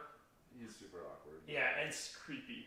yeah. So like he's like So he's the guy like when you're having a good time and he comes in and tries to just be cool or do whatever.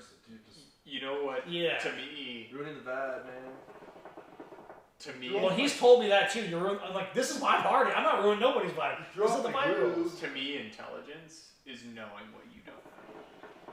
Like that's actually totally like that's intelligence is knowing what you don't know, and then like being genuine is acknowledging that to other people. Yeah. Like there's a ton of shit I don't like with a man. Like a man is like she knows so much about like social systems and constructs and things like that, especially like and like children, especially like that's her thing. Yeah.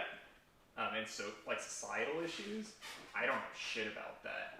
Like owning that and just like accepting that like that's not what you know, well, yeah, and like, just like listening. That's intelligence. 50% of the time, half the time my brain runs Windows 10, half the time it's Windows Vista. And I just own it. And it's probably more like Envy, but okay, even worse. When we're sitting, it's something oh my god, this deal was pretty bad. so funny. I love that. That's the analogy. So, You're using Windows 10. Like, so like, what the fuck? so like these guys would play video games. They're both good at video games, but like sometimes we're playing like let's say like Warzone. We're playing like Warzone. And then like we're like me and like Avery or like me or like whoever's like playing with them, we'll be like, hey, like we need to go here. Like I'm going here, there's people here, let's go here, let's kill these people.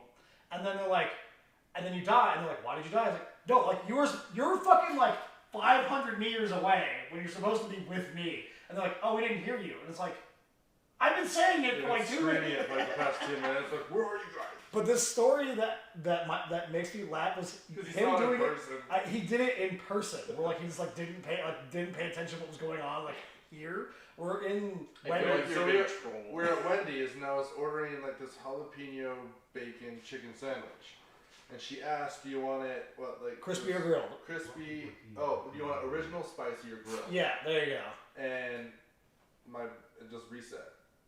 Like I sat there for a minute, just like. Trying to figure out so what like said. staring at him like, are you good? I'm staring at my steering wheel trying to just think of what she just said. Like for a good 15, 20 seconds, which in the drive-thru is quite a fucking long time. And I just was like, what were the options again? Like, cause it was like a difficult scenario. It's just like his brain like went like that ADHD series over to something else, whatever the fuck it was. Nothing. Like he just like totally was like, wait, I'm actually here doing this. Like, sorry, what'd you say? I'm in the middle of placing. But it was so funny to see you do it like in person because you both do it so much in video games when we're playing games. Like, but there's also compared to ordering a burger, there's a lot more going on in Warzone. This is having a one-on-one conversation with somebody who's trying to make you food, and I just blanked out. I just left the conversation. My internet died. FPSs now. Like I can't play FPSs now. I like as a kid I played them a lot. Like the original Counter-Strike, like 1.3. Like I played that religiously. I played Team Fortress Classic like religiously. TF was dank back in the day. The original Tribes, I lived on Tribes. But now there's so much stuff going on. Yeah. I just can't like. I can agree with my that. My brain doesn't like. I just can't do. I feel like I'm old, maybe or I'm getting old. Like I just can't do it. I do like Tribes is great. I like the original like Unreal Tournament. Like Unreal I can do that where like it's like okay, I can change my weapon. I get 4 weapons, maybe. And you pick them up. Everybody has a chance of getting. And then you change it. You get it's 1 weapon at a time. I know what the weapon is like. And then I'm jumping around and like. Have you downloaded Unreal Alpha? I don't play video games. I play when I play video games now, it's like me sitting in front of the Xbox, downloading the most casual fucking game possible because I want to turn my brain off. Did you ever play? I don't want Lovers in a Space Lovers in a Space Time. No. That was a pretty cool super good game. Very casual, but also like the story is super good and it's multiplayer too, and it's like it's a super basic game, but it's a super fun game. Isn't that the one where you're in the the ship, but all the controls are in different areas? Yeah, so you like move around. I just want like. I want to sit there. I want like a city building game or something like a management game. So for being such a casual game, that one was pretty intense. It like you want to like turn my brain off and like sit there. I don't want spaceship. any stress. I just want like. See, it's weird for me because like I'm, as far as a gamer goes, I'm pretty old. You know, I'm 34, and for me being like, I'm pretty good at video games, and I've always been like good at video games, but like I'm top 1% in fucking Call of Duty.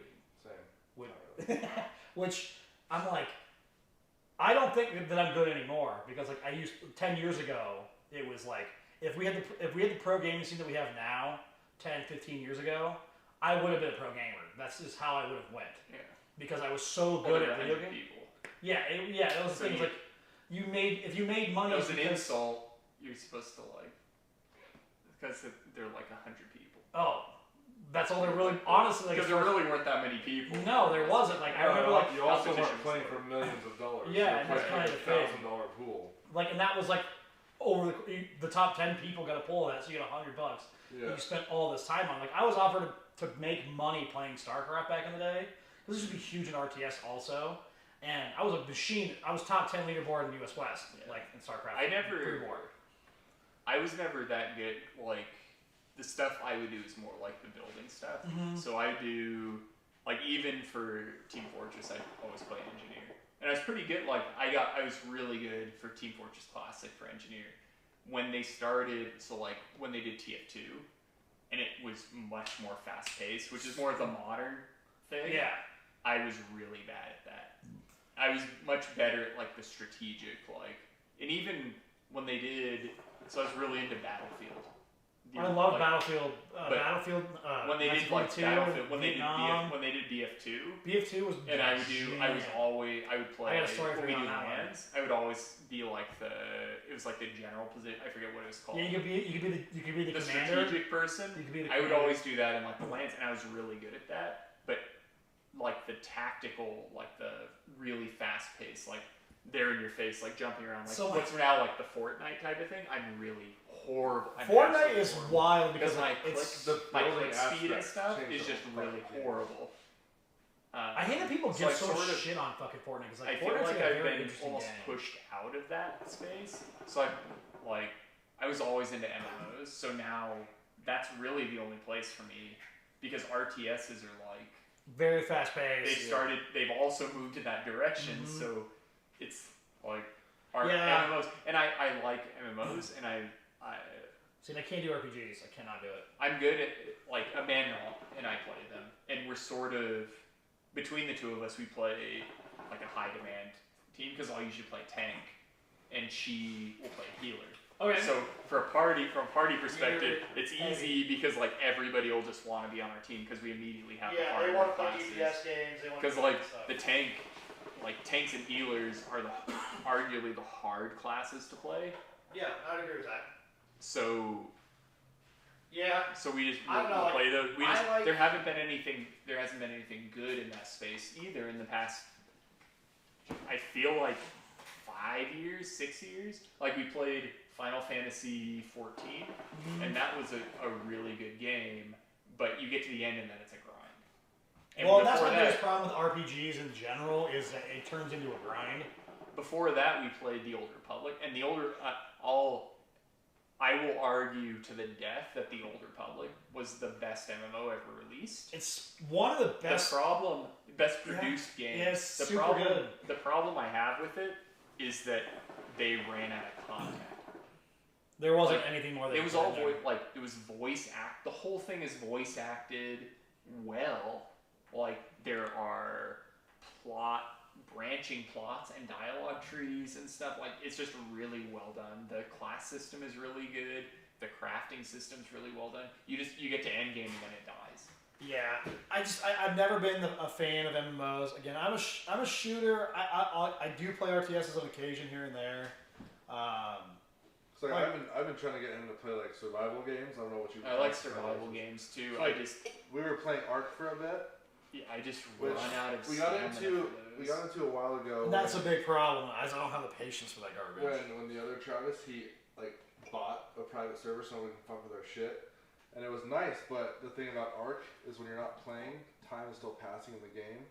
And there was And like your shit, like your house is raw. well, so and, we had this whole fucking house and it was powered and all these animals, and none of us were able to get on for like a week. And we come back, power's out, all the food went bad, all the animals died, and then when you're that far into it, you just don't want to rebuild. That's how I felt. I played Ark, and that's So we got into it again, and I got to the Yeah. point where like, I had a dragon and all this shit, and then I couldn't get on. My dragon went missing, and I had like no motivation to get back on. I like Ark because of the sandbox pieces like that, but I want quests and things like I need some like So we found like a pure Some motivation. pure sandbox doesn't work for me. I want something like, to be honest, I feel like Bethesda fucked up because Bethesda had that market cornered. All they had to do was allow 4-player like co-op in their games. Oh yeah, it would have made And it huge. They would be like, people still play Skyrim. Skyrim is 10 years It's old. on every system ever. So Oh, yeah. Skyrim is 10 years old now, Yeah, right? it's on I every remember, system. I remember playing it when we moved to Fort Collins. For my birthday, I got Skyrim, didn't have a couch, just sitting in front of the TV playing it in our apartment here. Yeah, it's one of those things for me. Like I just can't. I don't care. Like again, I'm a fast-paced like person. It's cool that like I'm still like good enough that like I can still be like, we don't like playing with you because it's too fucking hard. Like kind of scenario, but the spillways matchmaking. Like I get that a lot. Like I remember like my friend that I hadn't talked to in years. He hit me up because he saw that I was playing Warzone. And he was like, "Yeah, I'll play with you or whatever." And we played like a couple rounds, and his friends got on. Like too many people to play Warzone, so like let's play multiplayer. And I was like, I don't know if you want to do that. And he's like, Nah, it'll be fine. I was like, just so you know, like I'm top, and that was when I was like top 2%. So like it was like, because we've been playing quite a bit recently. So it was like I was like, I'm not sure you want to do that. And literally we played. He hasn't hit me up again to play. I want more 4-player co-op games. That's all I want. Like I want more Borderlands. Is what I want. Stream is frozen for you. So like Reset your. Oh, the camera is. Oh. The camera is frozen. So Dick's in the top 1%, and I'm in the top For 8. Warzone? I think. Yeah, for just Call of Duty multiplayer. I think right is where you're in the 1%. I just Yeah, don't. multiplayer 1% and Warzone top 7%. I just don't get it. I feel like co-op is what they need to release more of. Well, so we found one that I think Avery might want to play with me and possibly Seth, but it's Raft. So it's a survival game where you start in the middle of the ocean and you're on like a raft. piece of wood. You're on a raft, and like debris and shit flows by, and you collect materials. But there's also like you have to build a boat and then be able to control it, so you can hit these waypoints to find things. Eventually, get off the raft. But the nice thing about that game too is if you get sick of it, when you're not playing, time stops passing. Just resetting. It's good now. Yeah. Yeah. Well, part of the problem is it was doing it over Wi-Fi because the Wi-Fi turned on the phone for some fucking reason. I feel like Bethesda, like, they had that market cornered and they fucked it up, and everybody told them to. That's the thing, like, Amanda and I were on the Skyrim, like, subreddit and stuff. Everybody was saying, I'm good. Like, just do co-op. Just do co-op. Like, even 2-player co-op. If they did 4-player co-op Skyrim, that game's been out, like I said, it's been out 10 years, it's on every platform. It would change Every nothing. RPG would be dead. Well, see, I'm also Look like at somebody joined from Chuck 20. Chuck 23. Chuck So 23. I just don't, like, What's up, Chuck Well, 23? it's like That I'm would like a be big amazing. campaign guy. It's like when because it's Well, open, where's- it's sandbox, but it has quests, mhm, right? And the world is dynamic. it's objectives, yeah. Like, and then they released this fucking MMO instead. Like, they rebuilt the whole thing and they did Fallout MMO. Like, just mod your Well, they engine. kind of, and the thing is, like, the big problem with that too is not only did they do that, the Fallout 76, or whatever the fuck it is garbage. Yeah, well, It's that's because New Vegas, like, Fallout. Do you know the history of Fallout? I know a little bit about it, but it's not game type that I play. I just know, like, watching any videos or whatever that people put on it. So it's really interesting because Fallout isn't, like, Fallout has, like, a really mixed origin because the first 2 Fallouts aren't actually from Bethesda. Right, that's true. Right? So they split, and then Fallout New Vegas is actually, like, this is gonna be fucking complicated. How many people? There's 3 people, 4 people watching. Just watch. Yeah, so the thing is, remember, I this would also argue, stays on YouTube forever. I will argue that New Vegas is the true Fallout 3. Okay. So New Vegas is actually the Fallout. Well, New Vegas probably has like the best like reviews and the best like that's what they wanted to do. Like, well, that's the truth, but it's a different development group. Mm-hmm. It's not Bethesda. That's a different like lineage. I have several problems with like the and way then you have Fallout Bethesda. 3. Then you have true Fallout 3. You know what it means, right? What? Butt sex. I don't know what it means. Oh my god, shut the fuck up. So, god damn it. So there are 2 different branches, and then effectively Bethesda ruined Fallout. And that's right? that's not even set up. There's like plenty of like franchises that like I got like because where they did Fallout 3, they did Fallout 4, and they did Fallout 76. Fallout 4 was a very like it was like, okay. highly rated game. The problem with it though is that they pushed it away from the RPG mechanic of the original Fallouts. So like Fallout New Vegas is an RPG.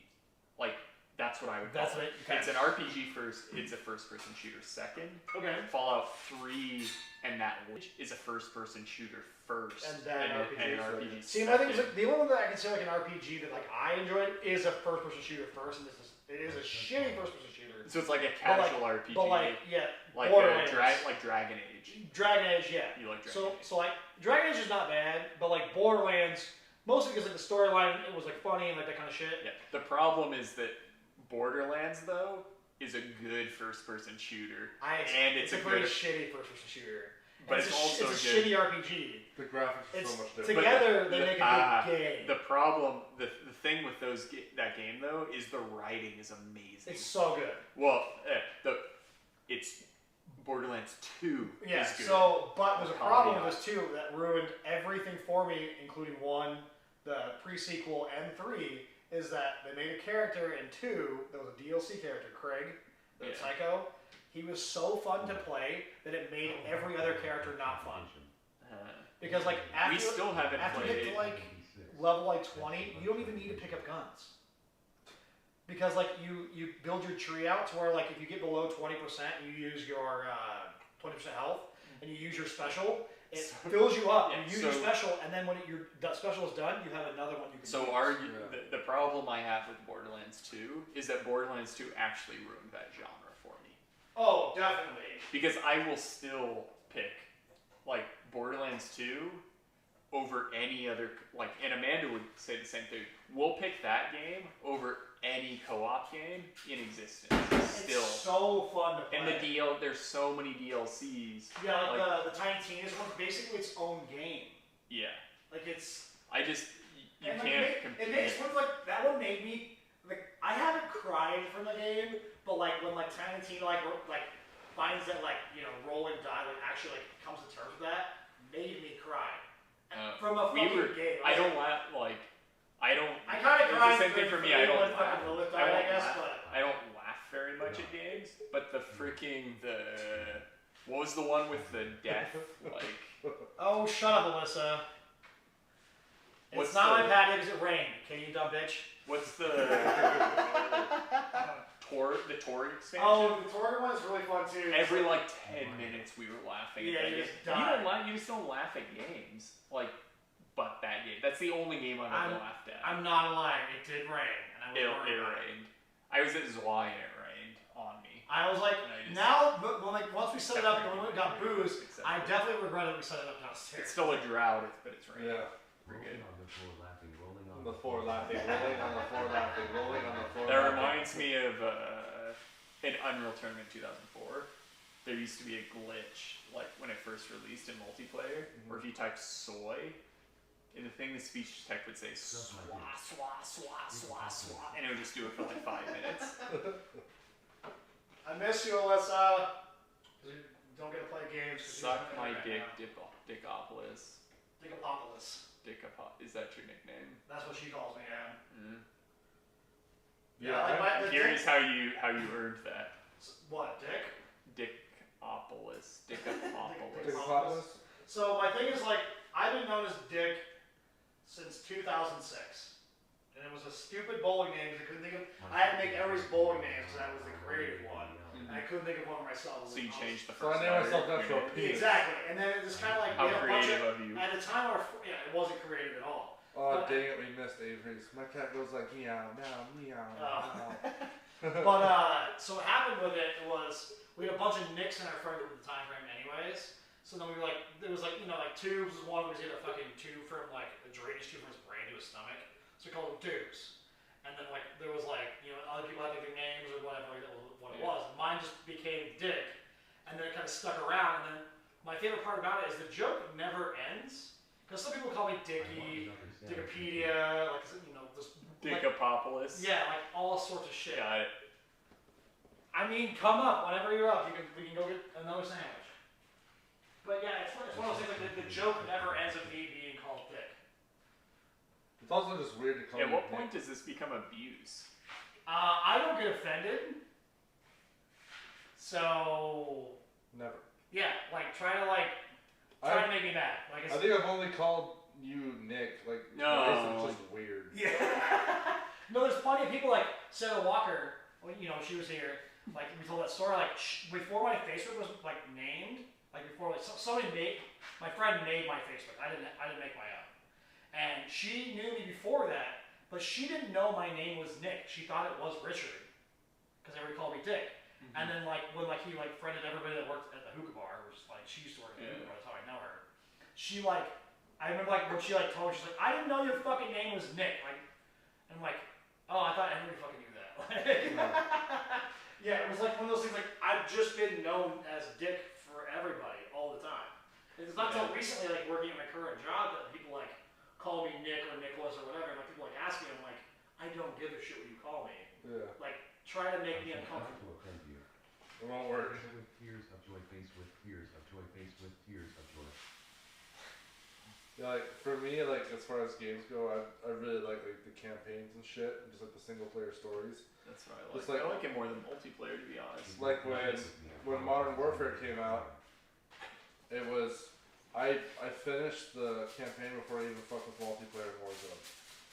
I just Same thing when Cold War comes out.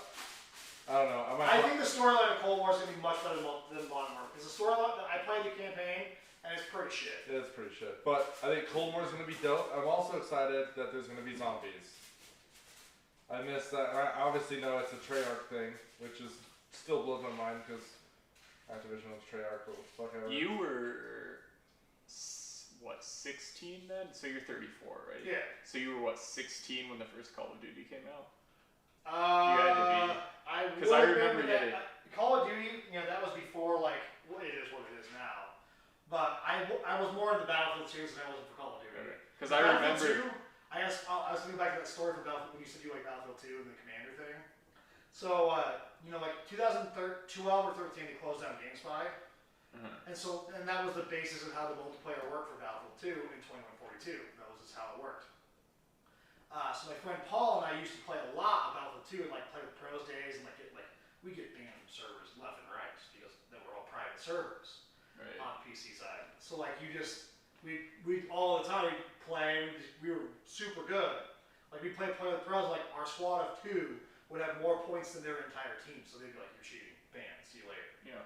And it was funny when he got back onto Battlefield 2 before GameSpy closed, we were still banned from like half the servers that were still live.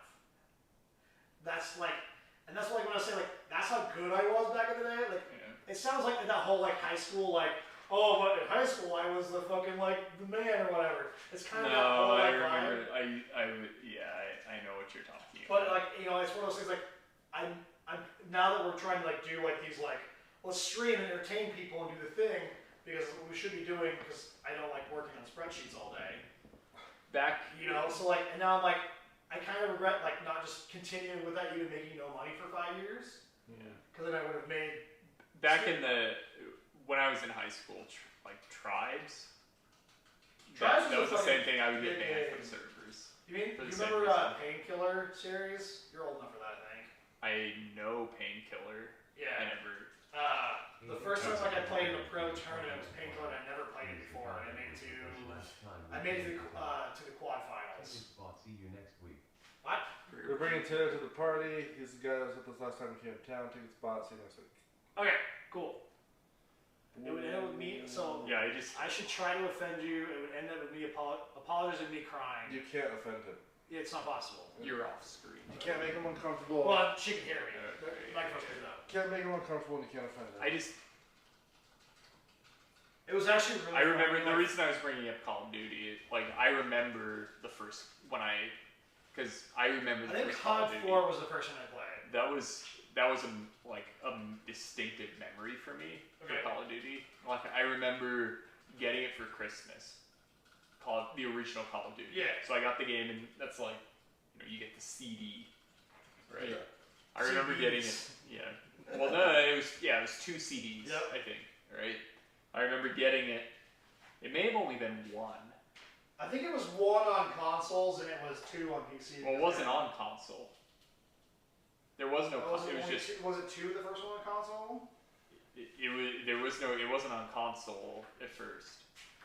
Oh. So I remember getting it, and I remember It's a installing it, long time and ago. that's all I did. Christmas.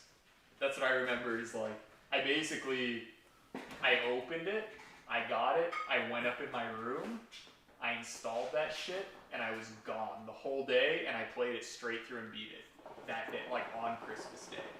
Well, that used to That's be what like I a remember. jam. And I remember crying at the end of the game. And that was the first game I ever cried to. That was like It was just like when they. it's like a memorable, because they raised the flag over. Right. It's like when they. Well, back in the day, like Medal of Honor was a objectively better game. I love Medal of Oh, Honor. was good. Especially Well, because one had multiplayer. You better said bot. multiplayer too. Tickets bot. Both of them say bot. What are you trying to do here, Mike? They both Well, say with a capital B. Bot with a capital B. Like I have a gavel. Medal of Honor multiplayer was objectively better. The Yeah. multiplayer on that game was way better. Well, it was funny, like when they remastered Modern Warfare 2 and brought it back. How many emotions that brought back for certain people. Where Ghost. Was that like a? It's the one where fucking what's his nuts, the captain, fucking like throws Ghost and you in the fire at the end. You never text me. And you know I forget everything. So, you suck. Wow. Jeez. Yeah, I don't text anybody. That's kind of the thing, because if I'm easier to get a hold of than other people are. So I was talking to you now. Yeah. But I think it was Good. was it Modern Warfare 2? It's just not something that I know. I am very bad at that, and I know that. What beers do you have hiding behind the couch? I have. I think I'm taking this one just because I want to make sure I have one, so I have all 4. So, there's a red sour. There's a red, green, pink, and black. Yeah, just hand it over. Just pick one. They're actually pretty good. I'm actually pick one what's blind. this Still Still Brewery from in Illinois. normal Illinois. So my thing with like I think you're thinking of the one that like the betrayal and everybody like rolls. Dry hop sour.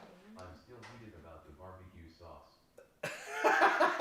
You mean it wasn't the barbecue sauce? I thought it was it was mustard, not barbecue sauce, Erica. I'm gonna So what Erica try. is talking about is when Alyssa, yeah, it was mustard. When Alyssa was up here, Erica like thought it was like a fucking like we were having a good date or whatever, and like I've known Alyssa for years, and it was just a friend. Like she was up here, and I was like, yeah, like coming out. He's gonna kick your ass. What? But so like What's going on? you know, here? Alyssa told Now me I feel that. like I'm being threatened. No, for so being like associated with you. Alyssa told me that Kick my Erica ass. thought that like it was like a date scenario, and I was like, that's kind of funny. But This is the empty area down yeah. Yeah. But so I was like, you know what? We should wind her up a little bit. So like we were eating like food or whatever, and like I was like, yeah, you should like on this like the sandwich that I got. I was like, when you come up here next time, get the sandwich that I got and put mustard instead of like with the barbecue sauce. And Why would you put barbecue sauce on a sandwich? I love barbecue sauce, so Yeah, I love barbecue sauce too. I wouldn't put it on a sandwich. I roll 34, the I guess like I a homeless would. man. Yeah, so now that you mention it, I would put barbecue The naked sauce on a homeless sandwich. man's good. But I Yeah, wouldn't, so I was by like, default, I would not put that. I was like, get a naked homeless man and put mustard with it because it's actually really good. I would, And I she's would like, put mustard and barbecue Alyssa sauce. goes, I don't like mustard, and I was like, fuck you, get the fuck out. Like it was just a joke. Doesn't like mustard. So I was like, it was a joke. So then I was like, why don't you text like Erica that like I just left because like you don't like mustard.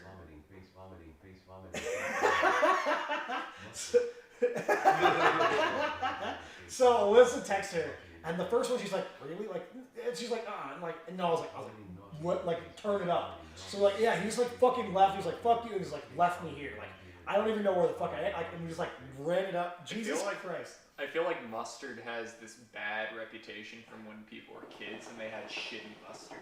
Well, and that's Like- a problem too. I agree with that. But yellow mustard in barbecue sauce is pretty pretty dank. Well, I mean, that's like standard barbecue fare. Like a lot of people like put. So when you do barbecue, like proper barbecue, a lot of people use mustard as part of their barbecue. Yeah. Like you'll rub the meat in mustard first, Yep. and then To bind it, yeah. Yeah, to bind exactly. Yeah, and you- Instead of olive oil or something like that, they use barbecue. Mustard's just a good binder, and you could barely even taste it. So yeah, so we got Erica all wound up to the point like she called Alyssa, like, what the fuck? Why did he leave you? And I answered the phone, and I was like, are you that easy to wind up? Apparently you are. So I just. We do love you, Erica. You're fine. You have to look like. This is interesting because Amanda and I get into it about mustard too. She likes French's mustard, and I fucking hate. So French. she likes the basic yellow ass mustard. Well, I'll make mustard. Oh, Like, well, yeah. I'll make mustard or whatever, and like she'll eat that too or whatever. But she'll eat like if we do hot links or something, she uses French's mustard, and I can't do that shit. Like I'm like, even though it's even fine though like a hot dog with like ketchup and mustard, like that, like yellow, like it's yeah, fine. yeah. But not like as like a primary. The problem I have with it. We're sorry that I'm not from Minnesota and I'm bland. Like, geez, get with your sauce game, Jesus. You just like we're not eating hot dish here. we're talking about real food.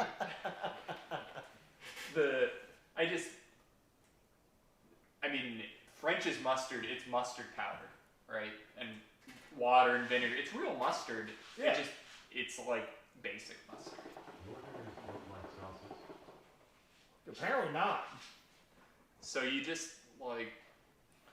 There's I like so my many dry options. turkey I love. and Boiled goose. and cheese because I'm from near Wisconsin. That's all I like. The Minnesota fish dishes are good. Pipe the fuck down about hot dish. Wow. You like your dry food with cheese, and that's okay, I guess. But I can't do the cheese, so I have to have sauce on top of it. Like I had I like, mustard. I got hit into mustards. I mean, look at this hot sauce scenario I got going on. What's here. what's it called? What's the burger? There's. You gotta stop with the fucking This has emojis. been a long day, but I'm trying to think of the burger. It's a Juicy Lucy. Those things are dope. That's a Minnesota thing. Yeah, I don't know what the fuck that is. So you inject. It's basically a burger that's like injected. Yeah, it's like injected with cheese. Okay, I can see that being a thing. So you like. That's your thing. You Yeah, I basically, can't do like, it. Yeah, If I remember right, you basically take like 2 patties and you put cheese in the middle.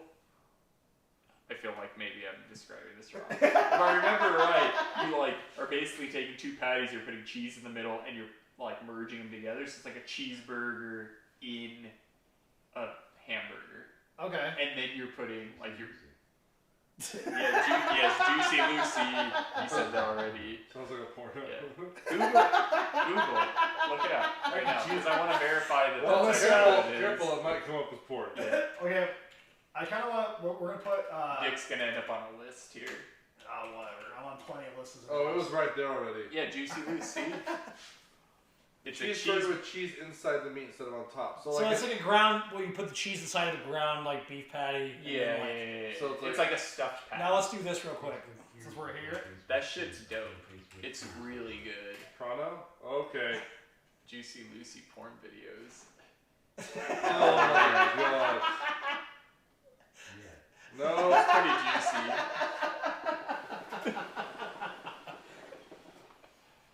Yeah, I can't. My thing is I can't do the cheese anymore. So like my jam is like peanut butter jelly burgers. Dang. Peanut butter on a hamburger is so good. It's so good. I saw one of my coworkers at Eagle doing it. I'm like, what the? You've never had a peanut butter in a burger? No, I was looking at him like, dude, what? Oh, it's so good. I looked at him like he was having a stroke. I was like, are you okay? That's a hamburger. It just makes it peanut butter. Yeah. Ironic. I was like, oh, dude. So the funny thing about this, the first time I had that was actually on a Juicy Lucy. So, have you ever been to actually, I want to take it full circle.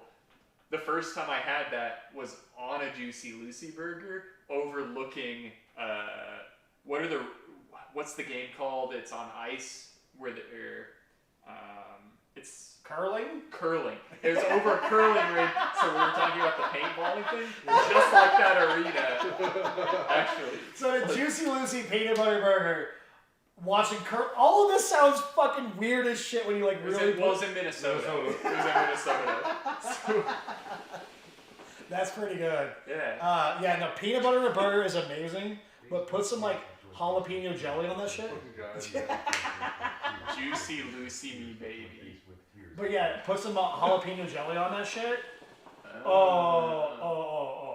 Some like grilled onions. So a hamburger is just a sandwich. Yeah, think about it. It's just a sandwich. It's a sausage sandwich. It's a type of sandwich. Because a patty, like a burger patty is just sausage. Well, it's beef, not no, because the sausage is sausage can be any wrapped. Type of meat. No, sausage is wrapped in intestines. No, it's not. I make sausage. That is not necessarily the case. Like you can get a traditional sausage. casing is made from pork. But that doesn't make. I agree. That's a traditional like sausage scenario. I get what you're saying though. That's a cased sausage. You can have. There are plenty of sausages that aren't in a casing, that aren't stuffed. I have a sausage stuffer. I used to have a curing chamber to cure meat. Peanut butter and Miracle. Oh my god! You can make sausage. That would be a very Wade thing to do. Like when you get a sausage sandwich. We do some weird shit. So go to Gibbs Bagels, and if you get a breakfast sandwich, you get sausage on there. That's not in a case. You're right. So a hamburger patty, like hamburger, is sausage. We act like it's not. It's sausage. This is a type of sausage. Beef. It's a beef sausage, and beef is a very common ingredient in sausage. Pepperoni is beef, and pepperoni is a type of sausage. Okay, fair. So this reminds me of another story from therefore, a hamburger is just a sandwich. Yeah, it is a sandwich. It's a type of sandwich. Yeah, so it makes sense. Peanut butter, jelly. We've had that conversation. We've had the sandwich conversation several times. I kind of want his opinion though, since we're on the topic, because we did like sandwiches. Weird. I love it. Anything with like bread. We are fucking weird. I guess she was raised by white people. She's not white, but she was raised by. So you're fucking weird too. So because we started having that conversation, we agreed that like your typical sandwich with like bread, meat, cheese, whatever. Bread, that's a sandwich, or just like a hamburger is a sandwich. Then we started about like what is a burrito a sandwich? I think it was one of them. Oh, because it's surrounded by bread. Right, or like a quesadilla. It's just bread, cheese, bread. Is it technically a sandwich? Yeah. No, it's a wrap. The problem I have is we but so is that. Like wraps are typically a sandwich. A wrap is a type of wrap. sandwich. I don't consider a wrap a sandwich though. But like it's all sandwich stuff in, whatever you're wrapping it in. I consider I consider a sandwich. You've been bleached. Because then we talked about, you brought up at Red Robin, they have the quesadilla. That's burger. true, because you can get a sandwich. So if I think of like an Italian sandwich, the bread is not disconnected, which is normally what I consider. Right. Like any Subway sandwich where it's just well kind of cut. I think it's a wrap. It has to be open on one side. Read the last three. real quick. You've been bleached. I'm not MJ. You guys, you're hurting me here because I've got. See. Yeah, you got your white spot. The vitiligo White people are going fucking on. weird with that. White people are weird. Although the problem I have with MJ on this is that was not vitiligo. What was going on? That was bleaching. Yeah, he purposely did that for sure. Whether he had vitiligo or not, and then he decided, because a lot of people with vitiligo, they'll actually bleach their skin because they get ridiculed so much. Dude, I fucking love vitiligo. It looks so dope. I think it's cool. Okay. But that also wasn't the 80s. That's true. Well, no, I get shit for it still. When I was a kid, I would get like picked on left and right for that. And mine is cosmetic. If you have that shit on your face, like on your actual face, it's really like problematic because people will like pick on you, they'll discriminate against you, like it's a problem. Just insane. I think that A lot of people, and actually like a lot of people would pressure me. They would say like, you should dye your skin, whatever. It's fucking stupid. So I could see like, essentially that's just racism. Yeah. By the time I was a bridge from my yesterday. My glasses don't stay on my face with the mask on. you should probably get a better mask. Or you could also get the or better the glasses. string on the glasses and just Or LASIK. LASIK also works. I have a LASIK really appointment Dude. in a week and a half. Well, You're I was gonna have telling you to about get that. glasses That with just changed. fake lenses, man. LASIK? No, It's gonna freak me out. I'm so excited to not. There's If more. I can, It's more than just not wearing glasses, too. You'll notice people treat you differently. So I got LASIK. Or a better nose face with tears of joy face with Or a better nose. Just take a knife and shave it. Just shave the top off. It's only cartilage. It's soft. I mean, cartilage sometimes is you just soft. gotta deal with your Asian bone face. isn't It's very okay. soft. my nose is my Yeah, you can't fix that part. Yeah. That's a bone. I want LASIK. I have no idea what the fuck that was. Anyway, like people, I'm not gonna check it out. I'll check it out. people treat you You different. chill here. Well, and so like I'm not worried about it. I've worn glasses. In a good way. Yeah. Because people like I might That's put what- it out that's there. actually I might a be getting glasses soon. as an engineer, like people would judge you, and I got to the point where I'd wear glasses depending on what meeting I went to. That's fair. I'd take them off. If I went to a business meeting, I'd take my glasses off. If I went to an engineering meeting, like a lot of engineers, I'd put them on. Right? Yeah. And when you stop wearing glasses, people will absolutely treat you different. They will respect your opinion more. Yeah, that's something that like I'm also like I'm not As worried a about leader. that so much because like I'm Well, already like loud and in charge anyway. but it's different than it'll be very different. I understand that happens. Like again, like there's that whole like I don't know if you saw the video I posted today about like the luck and success. No. So like you know Veritasium, the YouTube channel. So like he did one where they went through all the studies of like luck and like hard work and all this shit to like these things. It's a pretty good video actually, where it shows that like a lot of like things are based on luck, and that's just kind of like one of those things. But it also like comes down to like attractive people. Or you make your luck kind of a thing. Like it's based on it's luck, but luck is luck is basically a distribution, right? And then you're shifting where you are to improve your probability of getting right. I've got beady eyes. You can't fix that with LASIK. It's possible. So like my thing can't is fix beady eyes with LASIK. well, that's like the so like I want to get LASIK because I'm Hater? fucking. Is that mine? I have no idea. You do it. I mean, you don't have beady eyes. Your eyes are actually pretty good size for your face, Alyssa. But I want to do it because like every like couple of years I'm spending $500 anyways. That was my thing. Yeah, so He it's spent like so much money on it, and now like I don't have to go. yeah, and so this kind of thing is like where my buddy Avery got his done. My That's why I'm going to the same place. my and he's like, eyesight's better than when I wore glasses too. Now So, that I got it. That's kind of like where I'm going with that. I'm like, if I can do it, and I think my HSA's got money in it, so I'm like, fuck it, do it. Who's taking you and taking Well, the first one, it's just a consultation first, obviously. Because if you need somebody to I'll drive you. Yeah. Because you need somebody. You need somebody. Because I remember, like, we had to do it at Longmont. More plastic surgery ideas. Jesus Christ. Anyways. She was talking to somebody else that commented on it. You It's a Wade. You need some, because you're basically, think of, it's like Minority Report, where you basically are covered and you need to keep your eyes closed for like 12 hours or 20 hours. So and you should have somebody here hanging out with you to get you water and stuff and like. Yeah, so I plan on like having like everything like ready and like if I can. The thing is, I don't know if I can yet or not because my astigmatism is so bad that I'm not sure. Because like I was always like told like I could. Yeah, because let me know. Like I'll come down and like pamper your shit and like bring you beer and things.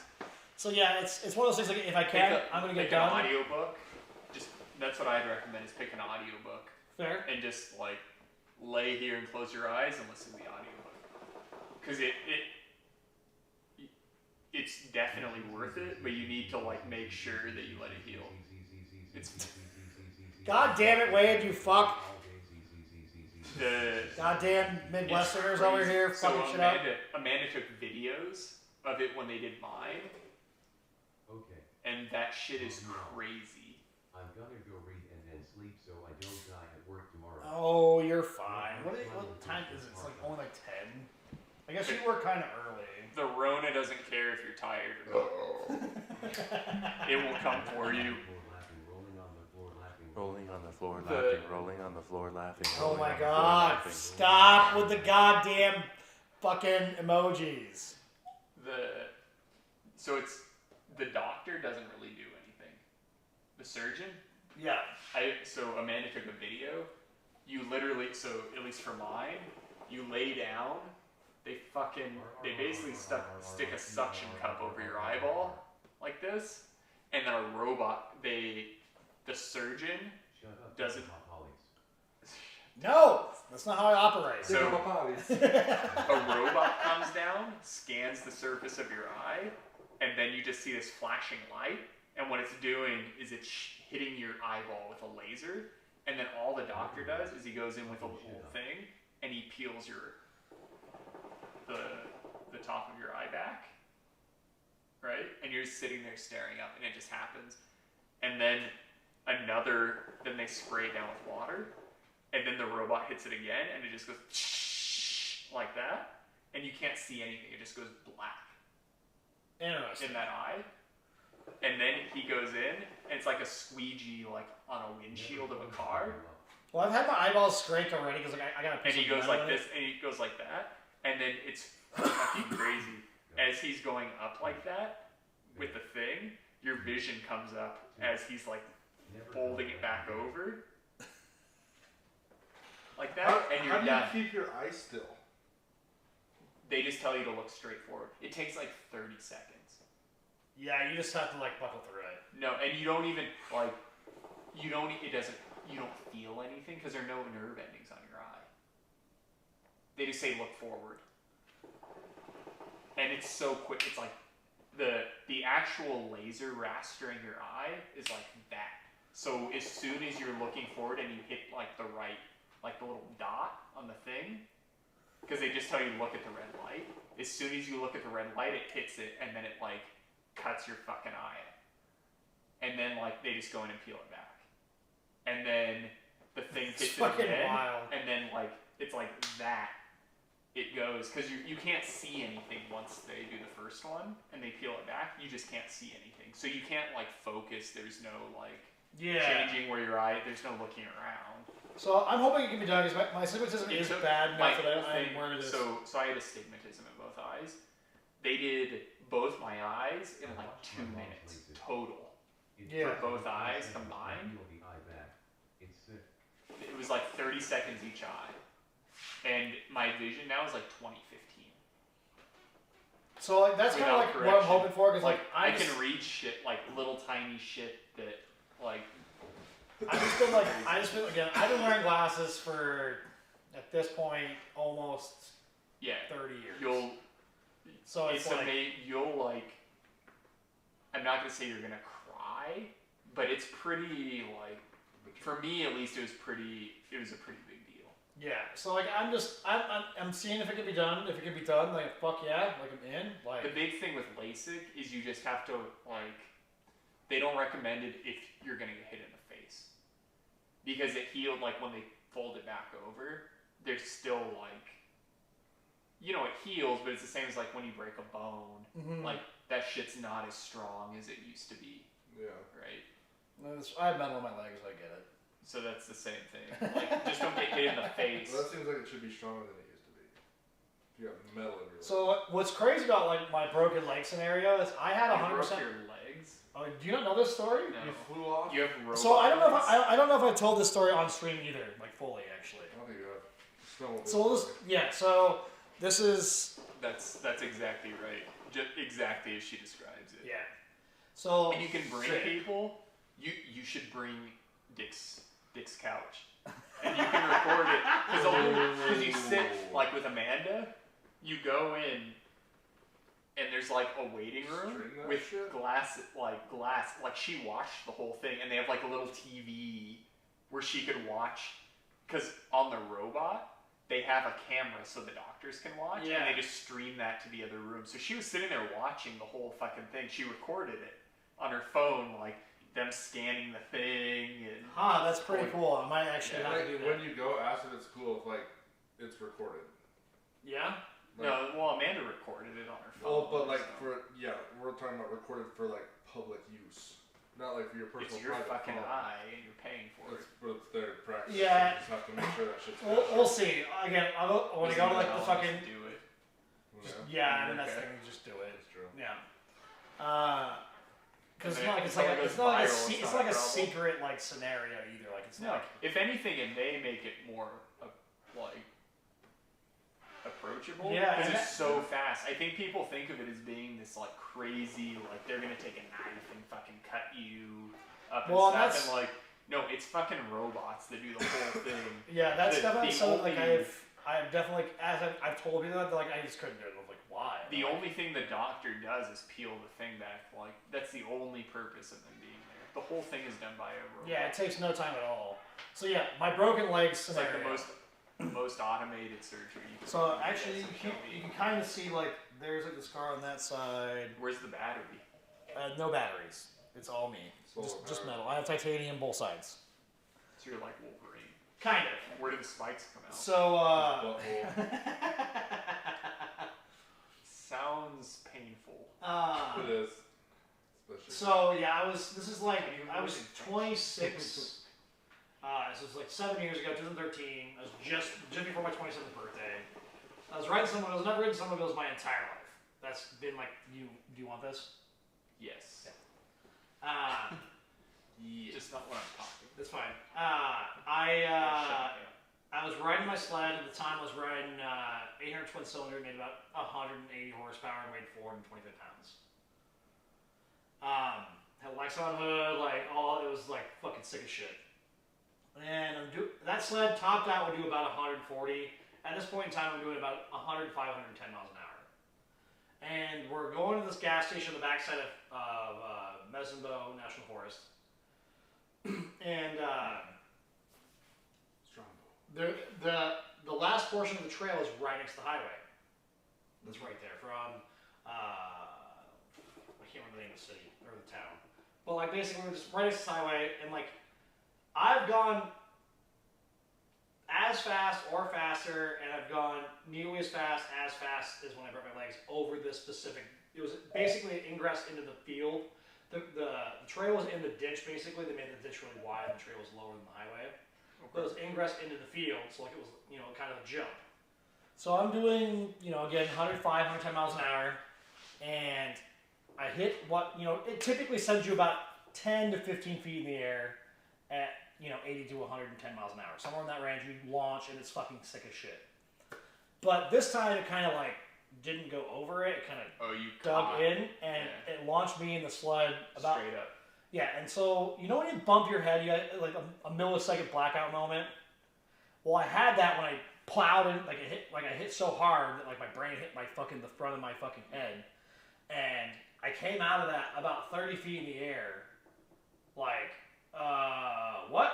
Like kind of scenario. So then I tried to grab the sled, and I could touch it, but I couldn't like grab it. And it was just like I could feel it. So then I was like, well, fuck. So I grab my helmet, try to get the tuck and roll. Curl, yeah. Well, I didn't quite get enough sideways. Like my upper body was like there, but my lower body wasn't quite there yet. And I stuck it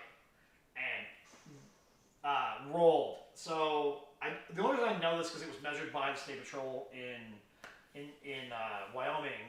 They measured my distance from where the beginning of where I hit to where I stopped rolling was 314 feet. So basically a football field. Shit.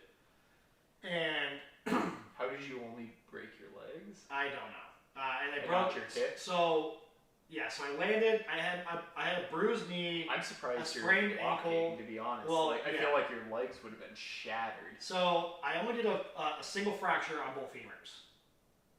So no other broken bones. I had a bruised knee. I had a sprained ankle. And if you look at my ankles, my left ankle is bigger than my right ankle because it's permanently sprained. I'm surprised your hip didn't.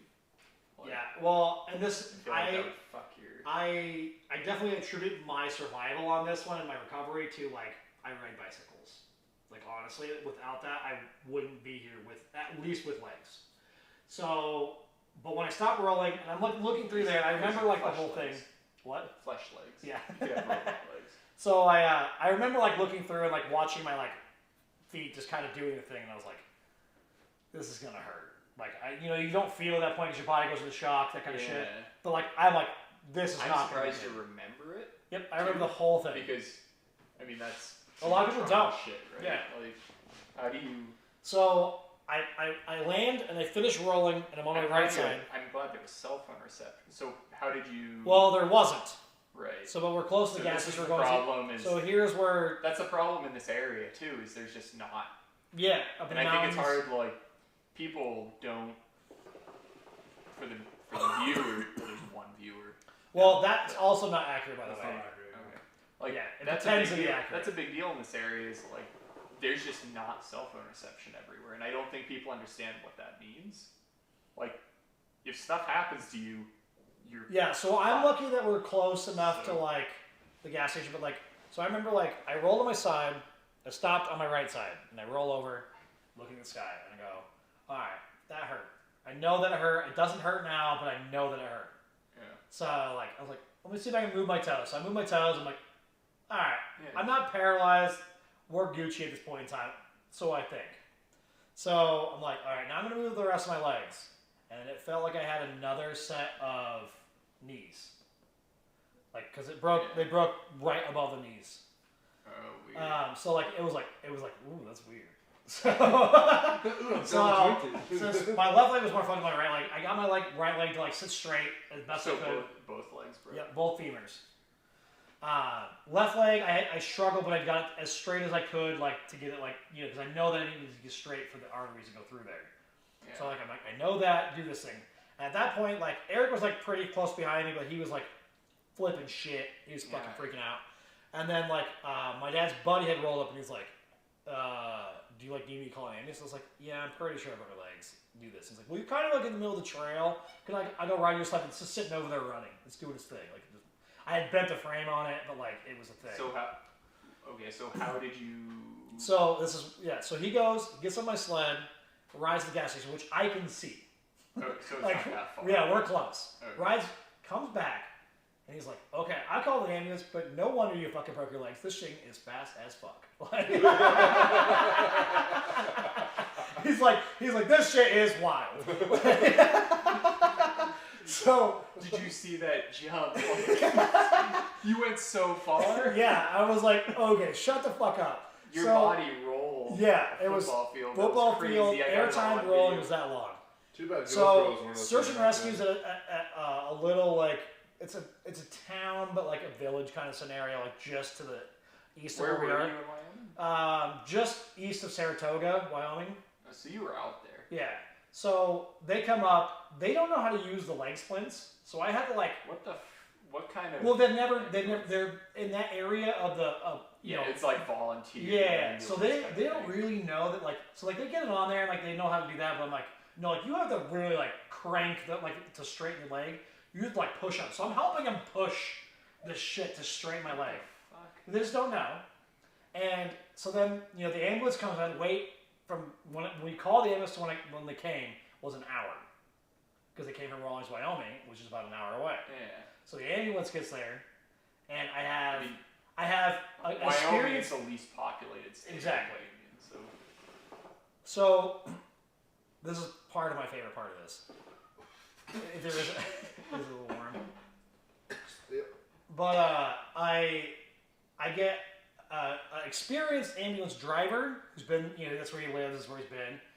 But I have an EMT that's fresh out of training, okay. and an EMT in training. So they have no real idea what's going on. So they get me on the gurney, and I, like, you know, I had to like kind of help in the thing, like get me in the bag there. And so they're fresh enough, like they definitely have to call in and ask if they can give me morphine.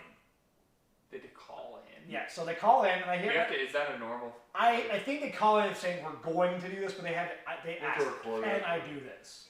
And I heard this, and I was like, okay, this is gonna be fun. Can I do this, dude?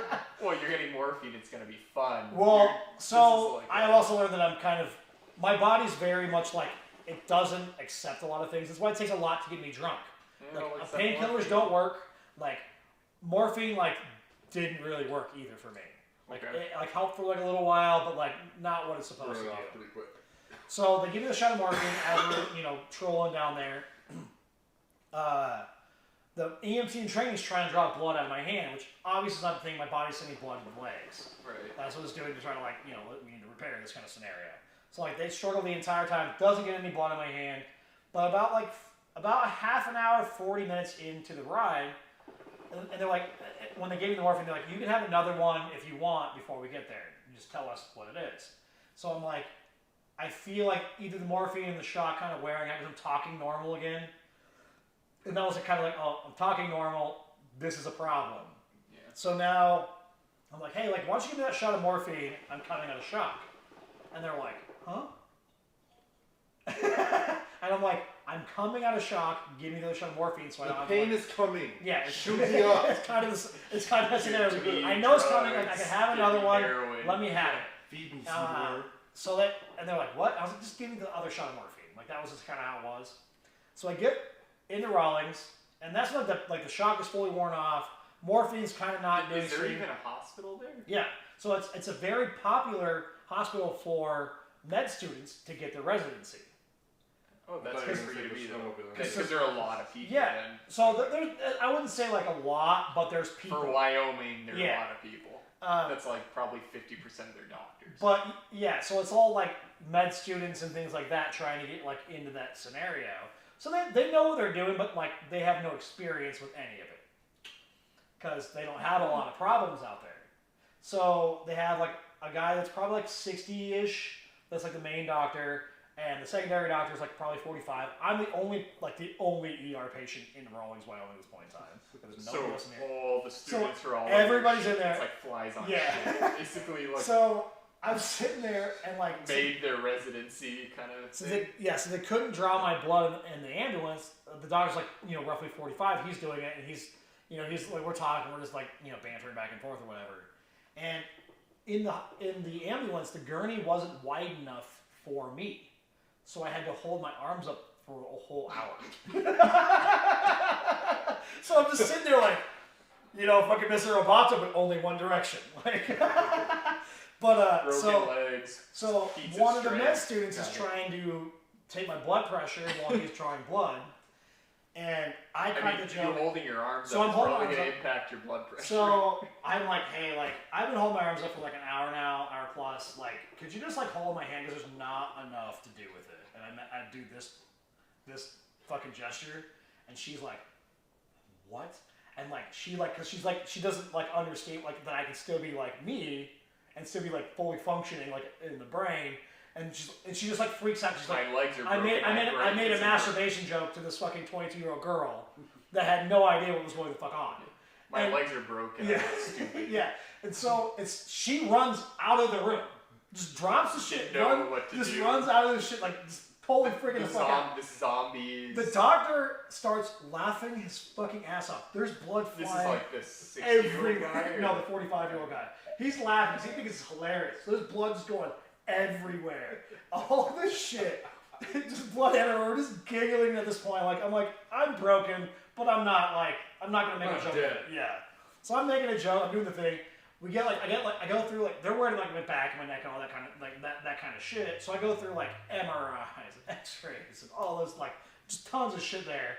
And they're like, and the doctor's like 60. He's like, I would do this I want to do this for you just because I like you. I want you to be healthy here, but I don't have the materials to do the actual surgery there. Right, because they had enough, because it's a full length scenario. Like if I broke one it's arm, not like there are a bunch of students here. That it's not like it's a teaching hospital Yeah. where they would actually have materials to actually do a surgery or anything. It's just it's just it's a It's a regional general- hospital. It's it's a very general. small. so It's, why would they? so To me, this sounds ridiculous. then to they're me. like, okay, so then they why? they put on real splints on me and this kind of shit, and we all have a good time. There's Like, a I lot of hope for all of our doctors that are going to these regional hospitals. Yeah, where- it's they don't know, and so then they're like, okay, well we're gonna fly you to Cheyenne. I was okay. like, sweet, I'm gonna get a helicopter ride.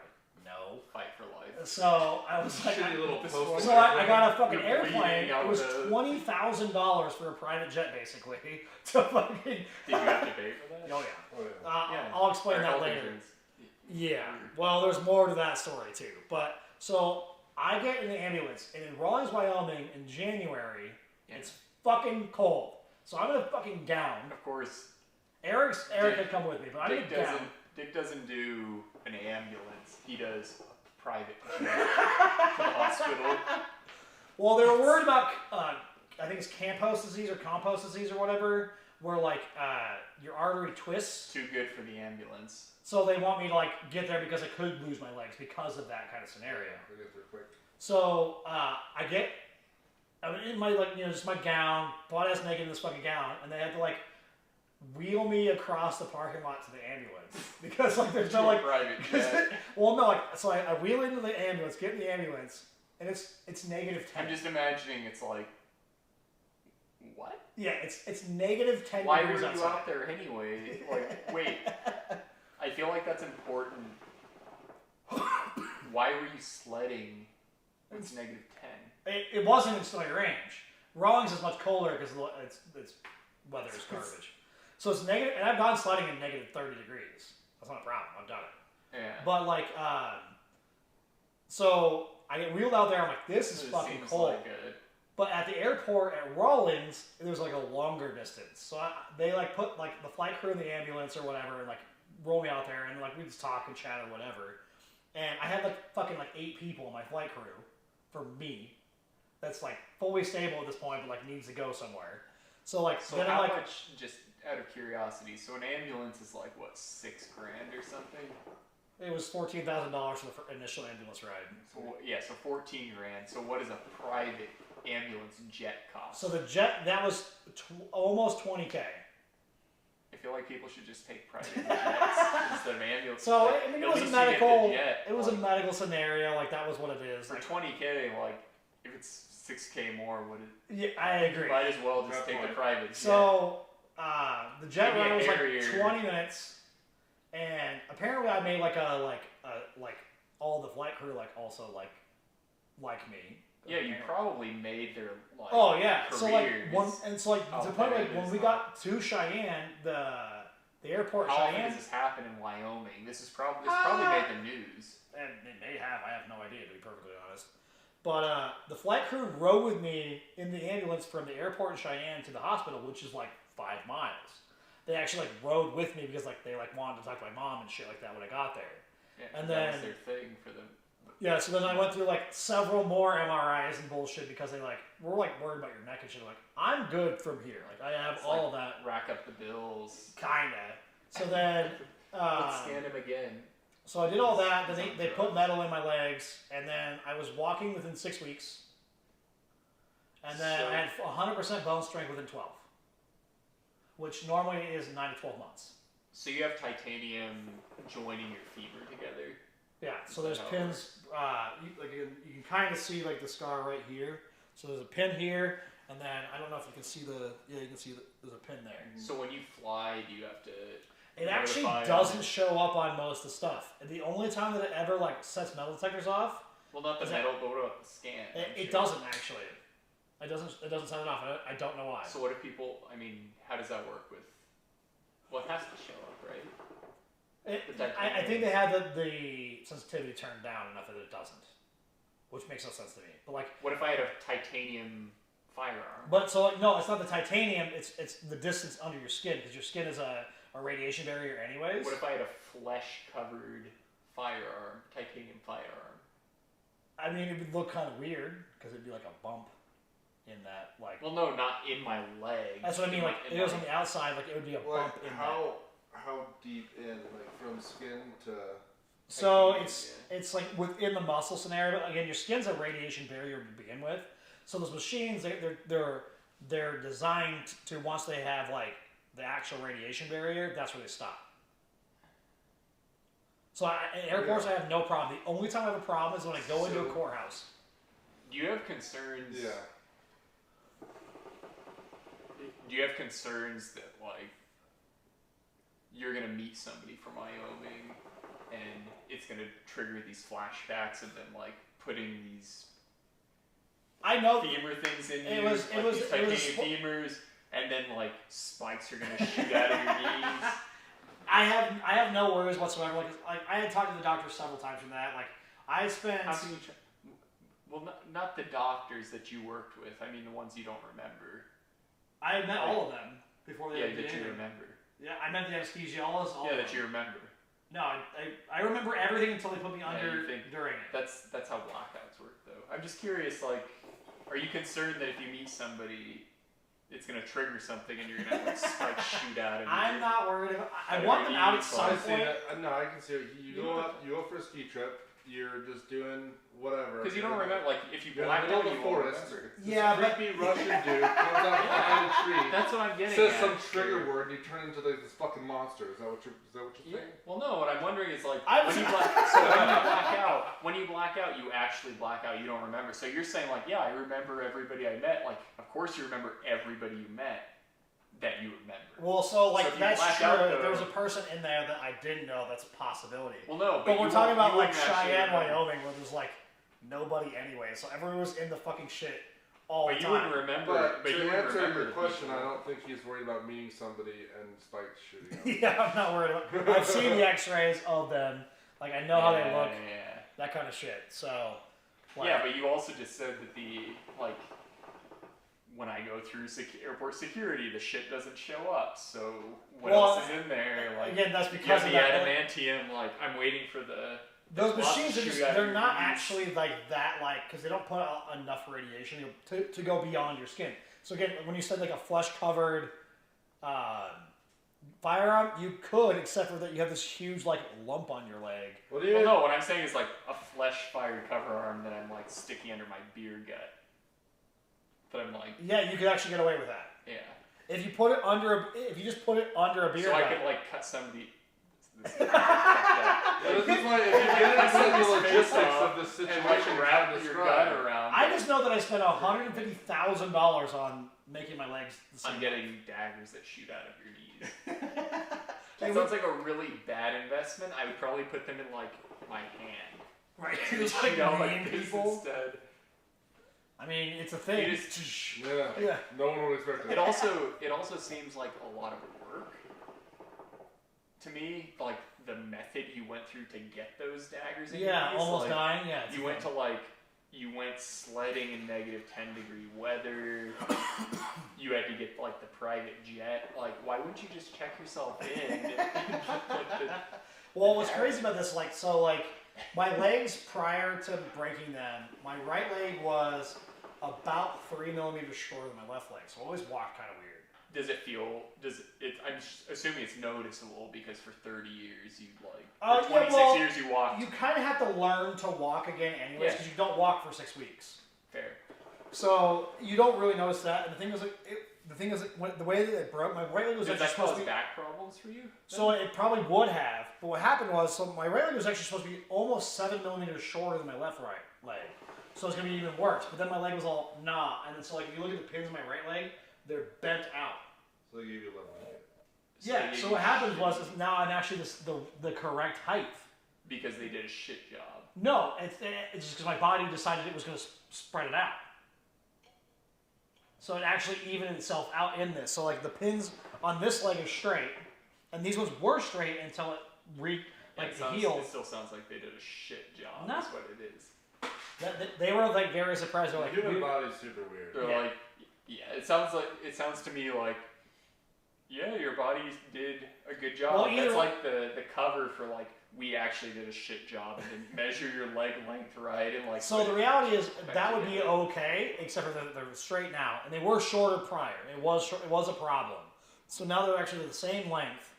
Well, And so even if I'm glad you're able to walk. even Yeah, if they I think did that's- fuck up, your legs are not the same way. Yeah, because your body So said thank no, you they for fucked fucking up. up. That's what I'm saying. Like your body said they fucked up. I'm gonna fix. Well, this. they had told me that was what was going to be like. Hey, like this one broke the way that it did. We had to like shove it together more, so it's going to be a couple millimeters shorter. They had And told then your me. body was like, they didn't do a very good job Yeah, getting apparently. the length right, so we're gonna straighten. Yeah. it. So but That's pretty amazing. and like the real crazy part about it is when in recovery, I lived with Charles. So I was What's drunk. a Charles? My friend. He's notorious for Charlieing people, which is getting them too drunk. So when I lived with him, all I did was I was in a wheelchair. I drank a lot. Well, also there was that point where he was sitting there in a wheelchair, but Charlie would take his wheelchair to play video games, to sit close to the TV. But I could see it, and he couldn't. He could see. He could sit on the couch and see the TV. Charlie couldn't. So he'd sit on the couch, and Charlie would use his wheelchair to sit closer to the TV. But yeah, so God. yeah, so all I do. So in the first 6 weeks, you're told not to walk. I So feel like I know who Charlie is now. Everyone knows. who Yeah. Charlie So they told me I could do whatever I wanted as long as I wasn't standing or walking. So like I could push with my legs. So if I'm Did pulling you the have to go stairs. through like physical rehab? So they Were you kind of. supposed to, and did you? So Is the two I went questions. to the first couple, and they're like, "You don't need this at all." So Because- that would also be a thing where you could ride a bike to strengthen it because you're not really standing. up. Yeah. So I didn't because like if you have to like stand, you know. Because it's get on the interesting if So I broke. I never questioned that at all with Right. you, because you're one of the most. I don't know. I feel like you're one of the most physically active people I know. I try to be. I'm a little Like, fat right you now. It create- kind of irritates me, but right, but that doesn't really impact like. The Still, physical- I mean, I could say like you're one of the most physically active. yeah. And so people I that was know. kind of You the do crazy thing shit. for me is like the first physical therapy session I had was actually still when I was still in the hospital. I was only in the hospital for a week, which should have been 2 weeks, and I had the staples removed within 4 days. And usually that takes 9 to 15 days, 2 weeks basically. So I had the staples removed. I broke 5 resistance straps in my first PT scenario, and they're like, okay, don't worry about this. They're like, cool. And I'm not like trying to like toot my own horn, this is because what it was. So I broke the straps, and they're like, we don't even know what to do with you. It's fine. Like I was breaking them with my arms, and they're like, what? Just you're fine. And Why were they doing your? What, so like is your arm? because you're not doing anything for weeks is kind of the idea. So they want to like do that, and they're like, well, you're like you can grab it at the center and break the resistance strap. They're like, you're fine. But then about 3 weeks in, I went to like my first like physical therapy scenario, and They have like the bars and stuff. so like the thing is like the first thing is like what they do is like they check your like blood flow, that kind of shit. They do all the things, and then it's like he put his foot on my foot and both sides, at different times, and he's like, raise it until you don't feel comfortable, basically. And I lifted him with my right leg, and he's like, okay, that one's pretty strong. And then I lifted him with my left leg, and he's like, all right. Yeah, titanium. He's legs like, what's and your stuff, goal with so- this? Like, what do you want to do? I was like, all I want to do is like get back on my bicycle. That was like the whole goal. I just want to like get back to that. And he's like, okay, well, you're walking in 6 weeks, probably, and you should be good. So what happened was, in that 6 weeks, I drank, and I smoked hookah, and I smoked cigars, and I was a fucking scumbag though, for like the first 6 weeks. And I went, and then I went back to my doctor, and he was like, okay. And then we stood up, and we walked around. He's like, oh, you're doing great, like all this kind of shit, like you're fine. Walk here, like he's like, do you want a cane or crutches? Like definitely crutches. I'm not fucking like. You get a dope cane though with like probably. So I got some crutches. Yeah. So I got some crutches, and I had the crutches for like 2 days, and I slipped because of the crutches on upstairs at Tony's, and I threw them over the edge because I was like, fuck this shit. And I used them for like a couple days after that, like just because like my knees hurt a little bit just from like having to like know where my center of gravity was. But like I had crutches for about a week. And then I went back at 12 weeks after breaking my legs to get the final scans to make sure I'm doing good or whatever, if I'm okay to do what I need to do. And he goes, oh, you're like 100% bone strength. That I've never seen ever before. It should take 9 to 12 months. And he goes, you can just do whatever you want. So like I never did like physical therapy and that kind of shit. Like I think that's because you're very physically. Yeah, I want to like do things, and like when I was in the wheelchair again, I was like, I'll be sitting at the bar, like just pushing on the bar, like leaning back in the chair and shit. So like it was like very much like I stayed active during it. Do you also think there's a mental component to that? 100%. There's a very large. Like, instead of just being like, I'm sitting around, fuck this, I'm broken. Yeah, whatever. It was, like we did instead things, of like, let's go body, let's get going. Yeah, so that was kind of things I was always trying to do things and like letting it rip, and that was like your body's like pushing the doctor to do that it. like put the metal on my legs. He goes, I kind of wish we like documented everything because like the way that like it should have been like for like a medical journal scenario because this doesn't make sense, especially because like I was like, all I did was drink and smoke for the last 6 fucking weeks. And he's like, well, you're doing really well for that scenario because that should hinder it. Right. And like I've always been like a person that heals quickly, but I also shouldn't be like 9 months ahead. I mean that's pretty fast. Yeah. Yeah. Because normally like it takes a year. Usually people are like out. Yeah. Especially like both your like. Yeah, That's pretty crazy. I rode bikes. Like I did everything within 3 months. I was doing everything that I was doing before. I was more careful with it. Don't get me wrong. Right. But like, I mean, I fell down the stairs that June. So 6 months after I broke my legs, I fell down the stairs and it didn't even hurt. It was just a thing. I was very drunk. I've never broken a bone. Yeah. However, that was the first ones that I've ever broken. However, I've also like fucked my legs up, like tendon wise. Yeah, I definitely don't recommend breaking your legs. I still so have don't do it. ongoing issues with my knees, but yeah, I mean my legs didn't snap in half, which is, and I don't have like daggers. Even saying it, like a lot of it, like I feel like when I say it, it's like when I'm telling the story, I feel like I'm like tooting my own horn kind of scenario, like building myself up like that. I'm like, oh, I'm better than everybody else. Well, you have daggers that shoot out of your legs. It's pretty.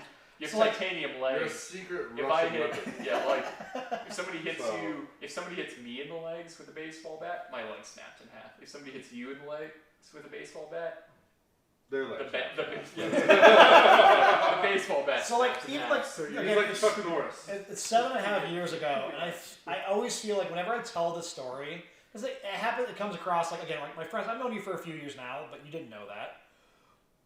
And I wouldn't think twice. I don't know if I've ever told like you the whole story, even that whole thing. So like, and I've known him for 3 years, and he's like one of my best friends at this point in time. So it's like I end up telling the story like pretty. He could put attachment like upgrades. Because you could drill into the If it was titanium. steel, you could like I wish magnetize it was shit. magnetic. Dude. That'd be so. You don't want magnetic. You know how Well, if convenient it that was would be. a ferrous metal, so you can put magnets on the outside. You know how convenient that would be, shit. like No, as a that'd be mechanic. As a mechanic, You don't need a parts tray to stick a bolt to your fucking leg when they come off the car. You know what's amazing Dude. about that? Him getting struck by lightning when he walks in the What? thunderstorm. I can just picture you getting home and or you getting home and you realize that like you forgot a couple bolts are just still stuck to your leg. Like, oh fuck. The problem with steel is that your body will attack it. It's not it starts removing it. And it also shaves. That's the big issue is that it... So at some point in the future, I will be removing them because they do bother me on occasion. But like, you can also put upgrades. Yeah, I could. It's a lot easier to drill. You just drill into titanium. You can put like mount points in your leg. I just go holsters for shit that has screw holes. Yeah, like a stand. So the problem is like the bonus is inside. So like a human Mr. Potato. The bone is inside of muscle. So I was thinking like you can't like what an assault rifle. Like you have the mount points on the side of your leg. You can put like flashlights. I don't know, man. Like it feels like forever ago because I mean, in my lifetime, it kind of was just because I've changed quite a bit since then, and there's a lot of things that like changed me because of that. But like, I still feel like I don't feel like I did like anything like super crazy or whatever. Yeah, you went sledding. Well, I'm thinking like even like my snowmobile adventures are very. I tell people about them. Yeah, it's like, funny. You go snow. You do that. Don't get hurt. You went sledding. Broke my legs. Well, I mean that's where the snowmobiling and sledding. Oh, that's what you mean. Yeah. Okay. Yeah. I was imagining like sledding. If I could do a sledding at 110 miles an hour, that'd be I think fucking wild. I was just imagining like somebody was pulling you. Okay. And they like launched you. No, like a sled power. Yeah. It's its own power. Now I feel like the image is better. So I thought somebody was pulling you. A nice like scenario. I thought somebody was pulling you and you got launched. No, I was on my sled.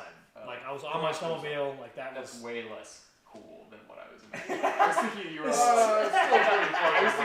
I thought you were on like a piece of like sheet metal. Oh my god, that would be. You were like holding on like something. Launch. That would be epic as fuck. Don't get me wrong. But yeah, it's one of those things like for years because I'm a crazy-ish person anyways. Like, I do a bunch of cool stuff. Like I've always been like on that like edge of like I need some adrenaline in my life. You're extreme. Yeah. So like for years people would be like, you know, you're lying, you're just fucking embellishing. When I broke my legs, that stopped all of that. Everybody was like, okay, everything he said. If I wanted to like be right now and like just be a fucking liar and I do all this shit, everybody would believe me because like I had this story of like this crazy shit. And you have the proof. Yeah. So it's like it was kind of nice like feeling that validation. Like nobody be like, you don't do that shit. Everybody shut the fuck up. Yeah, it was very nice about that validation. Like that made me feel much better about myself a lot of times. Like, there's many times where I'm like, maybe what I do isn't that crazy. Maybe like, and they're like, that's crazy. Yeah, and now it's like, oh no, like you are a fucking psycho. Like, like yeah, it was one of those like things where like, and it's still, I don't feel like I did like anything like outrageous. I'm so used to that lifestyle and like, that kind of shit. Like, I'm bummed like I haven't been able to ride my snowmobile a whole lot like in the last like few years, and I blew it up this year. Fucking goddamn it! You blew up your the engine. I blew the engine up. So like it less exciting than I was hoping for. You're saying like, oh, I do all this crazy shit. I blew up my snowmobile. We've done it in the cars. We smoked it. We've gotten in trouble a few times. It's okay. It's okay. It's okay. But yeah, it's one of those things where like it's a story that like is definitely like a part of my life that like it makes me like I don't know, like I just don't think it's like crazy. I mean, I spent $150,000 because my mom had like fucked our insurance up because I was supposed to be like it's a long story with that one, but like it's like a cool. Now I just gotta pay for this. Yeah, I gotta pay for it, and I was like on my like way up to like saving for a house again at this point in time because I had a bunch of money in like 08, 09. I had made a ton of money and lived at home kind of scenario, so I had like all this cash and I lost my job, and then. Well, that money went to like just me living at the time frame and like that kind of shit because I lost that job and I still was like, oh, I'll find another job that's the same thing in a recession. Didn't quite happen the same way. So then, at that point I had like built it back up where like, I went from like, a couple grand in savings. Like I had almost $50K when I broke my legs and I had to like. That disappeared. Yeah, and it's just like, see you later, here's that, and then the rest of it went to bankruptcy. And again, it's all a fucking cool story at some point, and maybe go around the room making a masturbation joke. It's fine. So While I'm bleeding everywhere. I just have nothing to do with it. Like, because all I wanted to do was hold my arm up because I'm just so tired of doing it. Like, fuck. But yeah, I don't know. And every time I tell a story, I'm like, man, like, it just feels like it's not even my life. I don't know. That's a crazy story.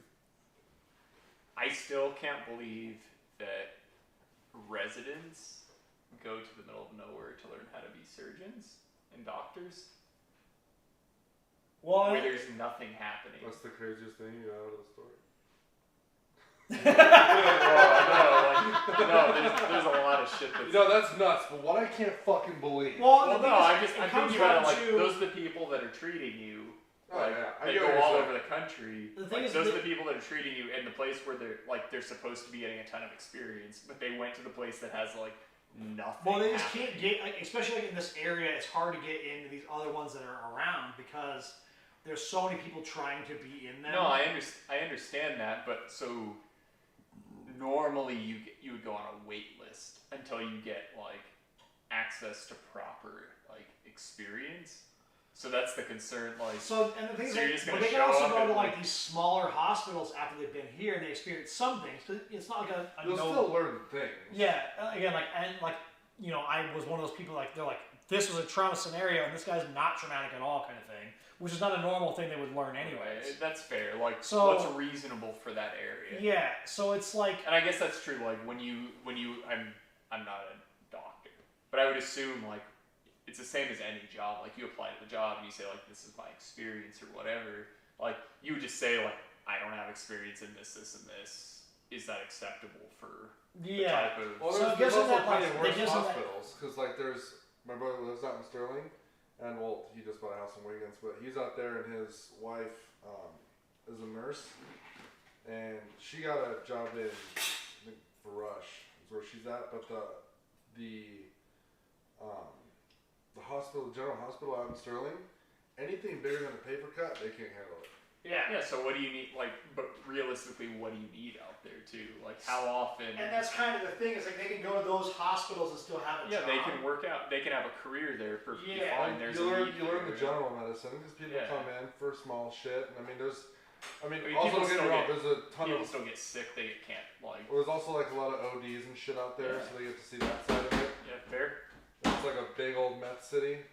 There's a lot of weird prison shit that goes on, so they get plenty of action. Just it's the same as any job. It's interesting.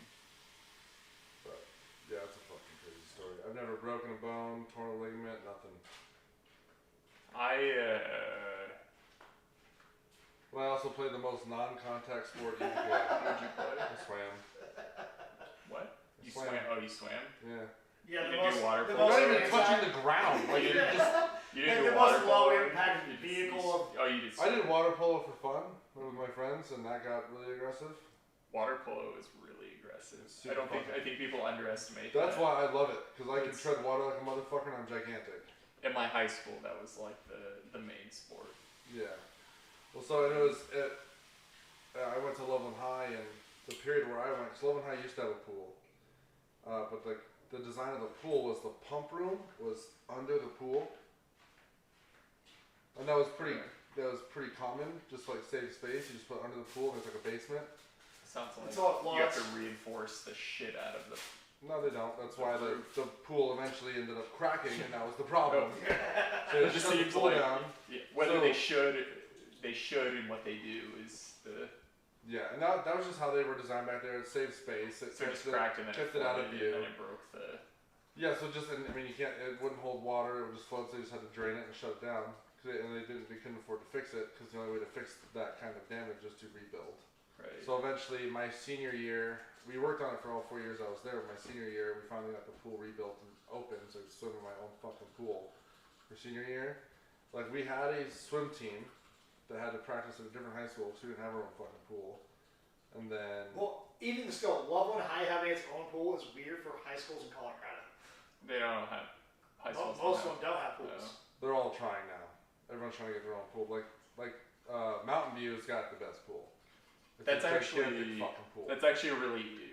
It was That's a really, cultural. when they built that. That was like kind of the idea. That's actually like, a cultural. That's a culturally weird thing for me. Coming from so. Yeah, Colorado.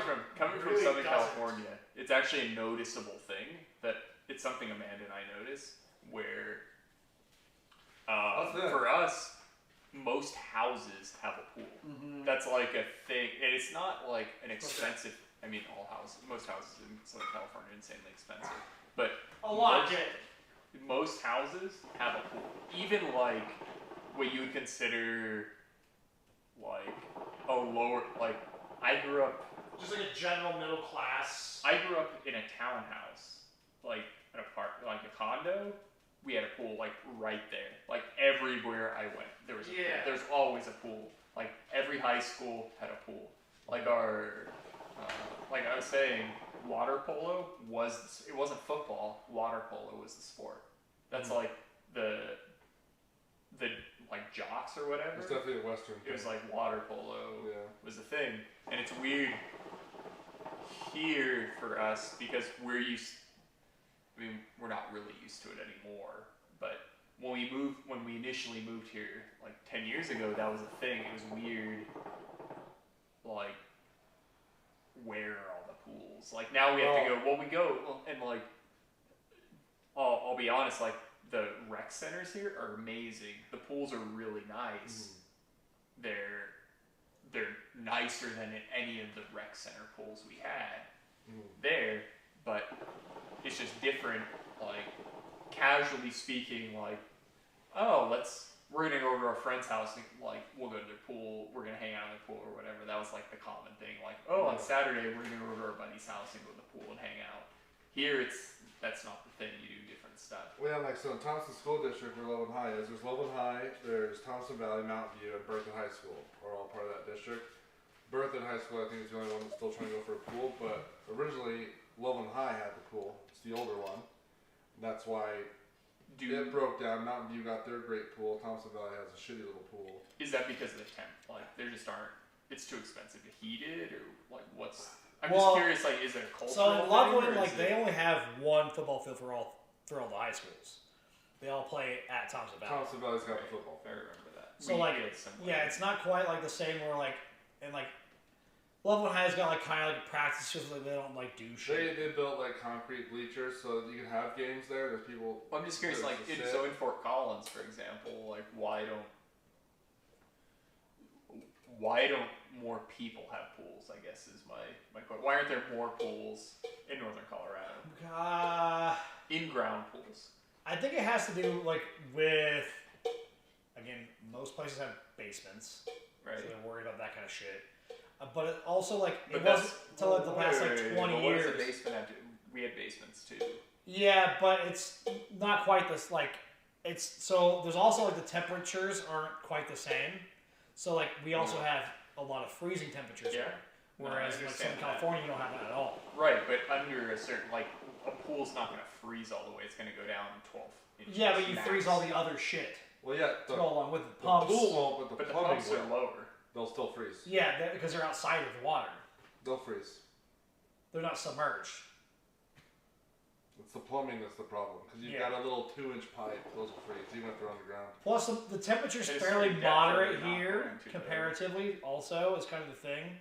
So, like, while your temperatures stay relatively even, for many of the months, ours, like, we may have like a few days that are like in the hundreds or whatever, and that wasn't like always the thing either. Because like when I first moved here, 30 years ago, almost 30 years ago at this point.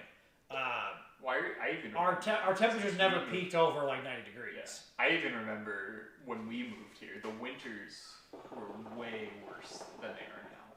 Yeah, and that's only been 10 years. Yeah. So like, think of 30 years ago, like the winters are like, Fucking harsh. I rode snowmobiles in the middle of Fort Collins as a young kid. I remember the winter we moved into that house, we were like snowed in. We had 3-foot snow drifts in front of our door. Yeah, and so like that still happens, but like it's much less common than it used to be. Because we used to ride around town. I'm still not understanding why And also, pools don't exist. Well, also California has always been. Well, it's because the temperatures weren't as high. And Colorado hasn't until. I'm still not understanding why pools aren't a thing. It also just might be cultural. Because I think it's a cultural thing. We have like nice rec centers. If you want to go to the pool, or if you want to get in the water, I think it's a cultural. Yeah, you go to the lake. I think it's more of a cultural. That's where I guess what I'm thinking is it feels like more of a cultural. Yeah, thing, and it could. where people go. Yeah, people go to the mountains here more. Where in Southern California it's a water thing. Because even in Northern California, people don't have pools. Like, I've lived in Southern California. I've lived in Northern California. That could just be temperature. In Northern California, but it's not that much, like, real. Yeah, but 10 degrees makes a huge difference when it's, like, typically 65 in San Fran, like, all the time. And then down where you're at, it's always 75. But even in San Diego, everybody has heated pools. Most people have heated pools. That's because they're bitches, but... Yeah, they are. but that actually adds to my argument, though, is that people want... Yeah, the cultural, like, can definitely if we want to go... in water, it's like, hey, let's go to Boyd Lake. That's why I think it's a cultural thing. I just think the water piece is a much bigger component culturally of like maybe Southern California than it is here. Where here it's more of like we have a lot of like standing bodies of water. Like you guys have the ocean, obviously, but other than that, it's just like bays and like we've got reservoirs and shit. There are reservoirs and stuff. It's different. I think. It's just gotta be cultural then. I think it's like the water in general is like maybe a cultural. Yeah.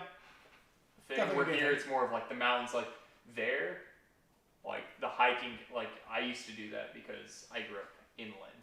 We didn't have access to we go to the ocean and it was always. And maybe one of those things that you're closer to the ocean that you wish you were there all the time, but you can't be there all the time. That's what it's like. So you get a pool. I remember. We're not that close, so we don't care. So we were in the desert. That's where I grew up is like inland Southern California. Well, I was in San Diego County, but it was like inland. Right? Yeah, I got you. And when we went to the beach, we would camp out and we get in fights all the fucking time with people over stuff because like we weren't welcome at the beach. Like that wasn't our property or whatever. So we do the pool instead. And that was like we'd have to like fight. So it was like, is it worth us like? That could be a very big thing with that too, and I think again, like since you don't have freezing temperatures at all, like, which we have here, and that freezes all the bullshit to a lot. That's why there's not a whole lot here that are not indoors. But I still question that though because I have a pond in my house, and it's only frozen for a couple months a year. Like there aren't that many months where it's not frozen, and even like. Well, again, I think like 30 years ago. But if I had Does your pond have a plumbing system? Yeah. So, but like, I have a pump that runs it and stuff. 30 years ago. But you have a submerged pump too, right? Yeah. A pool is not submerged pumps. Yeah, a lot of them are. It really shouldn't be. You can do a submerged pump pool. I mean, you can. I'm not saying you can't. A lot of them in San Diego they are. A lot of them they are.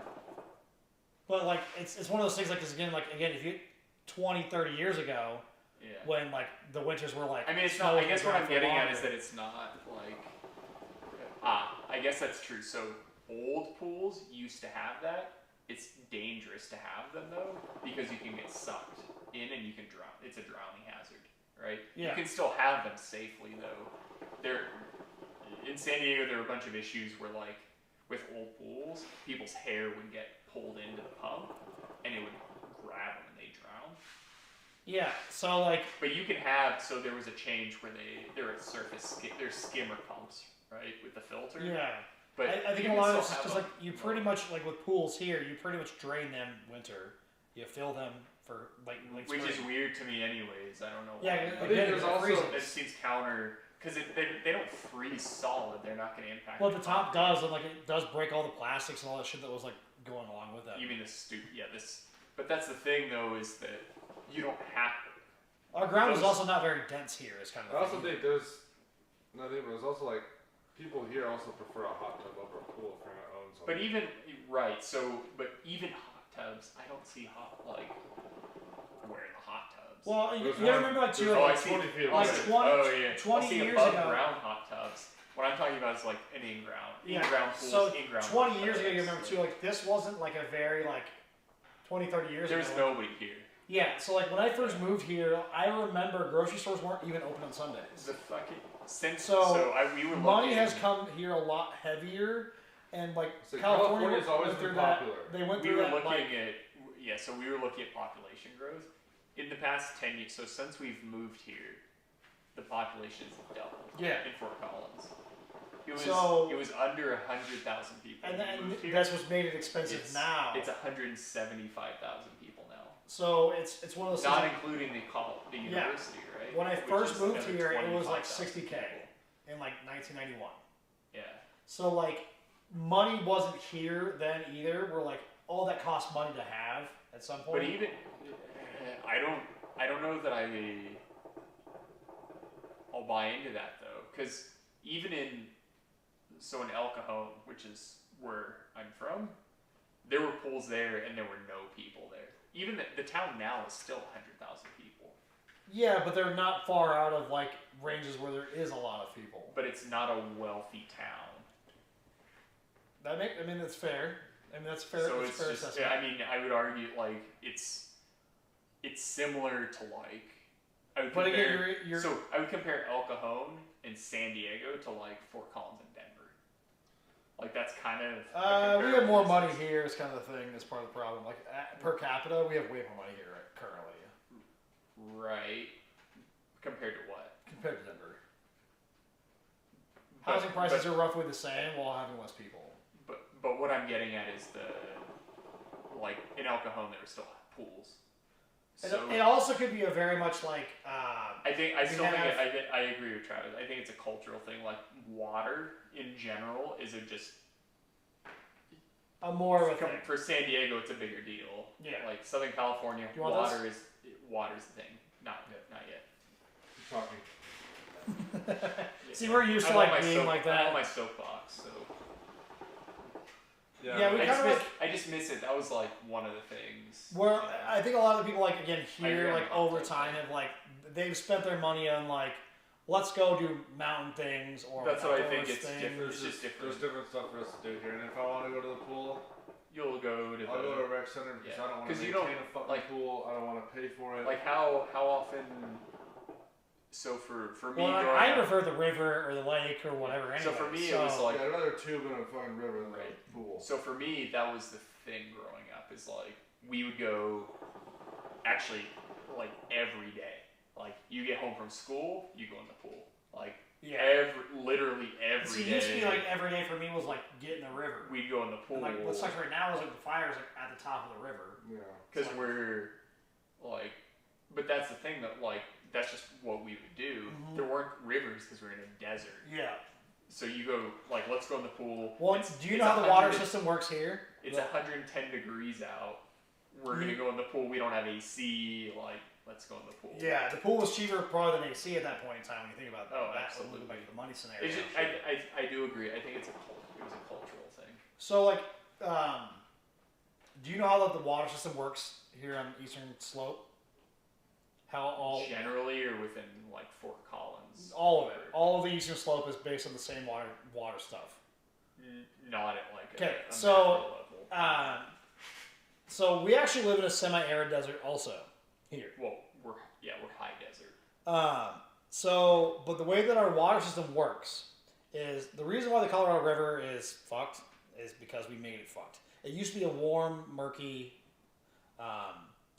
slow-moving river, and we made it as people in the 30s, 40s, 50s the whitewater rapid scenario that it is. So what we did was we created Granby, Grand Lake, all that is, Granby's man-made, Grand Lake was a lake back in the day. But they made it much larger in the 30s, 40s, 50s. And that's why there's a dam on the Colorado River at the start of it, where Granby is, and that's where the start Granby's where the Colorado River starts. Yeah. It used to be Grand Lake, and then they made Granby. So there's actually a tunnel from the western slope where Grand Lake Granby is that goes to the eastern slope, and it fills Lake Estes, and that from there it fills Carter, all those other like ones that are above Carter. It fills Horsetooth. It actually feeds the St. Vrain, South Platte, Boulder reservoirs all So fed where's from the that. pooter come from then? So the pooter starts at, and like that whole Save the Pooter thing is really funky to me because like it starts at Chambers Lake, Okay. which is where that fire is right now. Yep. And Chambers, they put a dam on it to make it a larger lake. And so the Pooter, where we are in Fort Collins, is actually fed from Horsetooth, which is fed from that water system from Grand Lake, and So Chambers. well, how does? So Horsetooth on the north side of Horsetooth, it has a, Well, no, I understand that. I'm aware of the dikes that go into the pooter Yeah. from there, but I mean the pooter's higher up than that. So no, it actually, before it comes into Fort Collins, it's fed right from Horsetooth. So like some days, like we went tubing a few weeks back, and we went high on the Pooter, right? Mm-hmm. So the next week we tried to go again. Well, the Pooter at that point was only 2 inches deep because it was coming from Chambers. But then down low. So generally, yeah. So then I agree that. No, this is how it works. So down low, we were actually able to go tubing because they had the Pooter, the horseshoe drainage open. No, I understand that. What I'm getting at is that the pooter in general, the origin of the pooter is not from Horsetooth. However, Horsetooth supplements the pooter river. Yes. Yep. Through the dam. Yeah. Yeah. So The for original us, feed from Chambers. so the reason I want to clarify on that is so for us, we don't get our water from the pooter. We being me, You don't know. because You we're get above. it from, We get it from Big Thompson. yeah, actually. you So get we're- it from that, and the Big Thompson's all fed from Lake Estes and Right. all that. It's all fed from Grand Lake. So everything you Yeah, guys so get. Fort Collins gets its water from Horsetooth Reservoir, and that's the way that it gets it because it gets it through the pooter. Yes. That's the entry point. Is Yeah. those dikes that go through LaPorte. Yep. Yeah. So like it's the Pooter is a man-made river as it is because like normally it would be we'd have a rainy season where it'd be heavy flow and then basically nothing after that because Chambers is not a big. So what is with the Save the Pooter thing? So my thing, the Pooter thing is they don't realize it's already man-made the way that it is. Right. So like when they're against like that whole they want to do that what's it called The problem I have with the when I hear Save the Pooter, what I think of is like my friends' farms, where now we have to build pipes through their farms. So like it's called one of my old coworkers, and actually the first person I met in Fort Collins is Alan Dean, and they have a farm right there, and now they have to build a giant pipe through their farm, like through. So, but that's actually not true at all. The way that they're doing the Pooter, so it's only so the reservoir is only supposed to be fed during. But what you're talking about is the flow rates that are at flood level. But they still have to build the pipeline to the reservoir, not around it. It's only that portion of that is literally. Well, there's a pipe going through their farm. Yeah, I know, right but now. that's because of the way that they run their irrigation, not because like the way that the Pooter is. But it's still associated with the initiative. So like it's still associated with the Greeley water rights. So all that water is actually owned by City of Thornton, not Greeley. So I guess I don't really care who owns the water. I guess my issue is with the entire initiative where. So the idea is they're only trying to fill that reservoir that they're trying to build. I can't remember what it's called at this moment in time, but from high or than a certain level of it, it's only higher than that in late May to late June. I don't. Yeah. So for me, the Save the Pooter thing with the water height, I genuinely don't care. Mm-hmm. What I care about is the pipe that's going through my friend's family farm. And that's fair. I can agree with that. I completely agree. I think that's kind of ridiculous. Like this whole thing about like we're gonna save the Pooter, it's gonna cut the water off, it's gonna restrict. Yeah, it has nothing to do with that. I don't care about that. Like to me, that's not like. I agree with you on that. My issue is like this pipe that had to get built using eminent domain through. Well, and that's a problem too, is my eminent family's domain, farm. and like that's a problem. Part of the thing is we need to like also realize like It's also one of the oldest farms in Fort Collins. It still exists because now, especially with what's going on with the stadium stuff with like the building there, like there really aren't that many old farms in Fort Collins anymore where they're like still operating as farms. Mm-hmm. They're pretty much all housing developments, which that's good and bad because Yes. we need the affordable housing, but they're not putting affordable housing in. So. No, well, and that's just because, like, again, the influx of people is larger than the actual, like, position that we have. It just we don't have, and the building restrictions, and because, like, it's unfortunate. Like, if people want to have their farm that they've had for 150 years, they should be allowed to have and their I farm can for agree 150 with years that. without having like. It's also like one of those like things for me. It's very much like the same of like, sometimes there's growth, and the thing is like that farm is worth. So this 1,000 times what it would have been 30 years ago, based on like those kind of builds. What are really the negative effects long term that this pipe is going to have on their farm? I mean, they're putting a giant pipe through their, like, literally right through their property. Above ground or underground? Above ground. Yeah, and the It's eminent an domain above-ground thing is a pipe problem. right through their lot. So like, and I won't disagree with that. That is an issue that like should be more taken care of. Like it should be like, if they're doing that, it needs to be like you're Let's following. talk about something completely fucking different. Yeah, I mean whatever works. It's It's one of those things like it's a bunch of like shit like and like I get that and I get this and I don't know like my biggest problem is people are stupid. So like they look at it like I'll save my like river the way that it is. That's all I'm saying. And no, I think it's stupid. I think that's stupid. Because like it wouldn't be what my it is issue is if I own this house and then they say, oh, we're gonna put a fucking pipe through the center of your house. Like, of course that's kind of fucked up, right? Yeah. It's also one of those like take the money and fucking run kind of scenarios because it's worth a lot. But you can't sell the Well, because there's a giant fucking pipe through the center of it. There's plenty of developers that will do it anyways. Well, the problem is that the problem is that you don't really have the option to do it. Like, they're just gonna do it, and it'll negatively impact your real estate value when they. That's do fair. it. And like some people don't want to sell. Like, if I have a house, and I love this house. It's pretty good. I had the. That was the Gosa. No, the Berliner style. The Berliner bricks. It was good. It's pretty good. I actually like that's a pretty good like. I mean, it was a $20 12 pack. Which I'm sorry, that was not mine. I had the Gosa. Yeah, it was pretty good. I think all of them are pretty decent. I will try to at some point. So I cannot complain. What time is it now? Midnight. Okay, well, we just had somebody join right here. Kai Miser. I mean, we have been going for like Almost 4 hours. yeah, three and a half hours plus 340 at this point. So we can cut it and just jam out if we want to or whatever, but we don't need to be on. It's a long ass podcast. Pretty good time. A lot of like fucking bullshit going on. Record all of them. Stream and record. Stream and record. Lots of hard drive space. Yeah, it's quite a bit.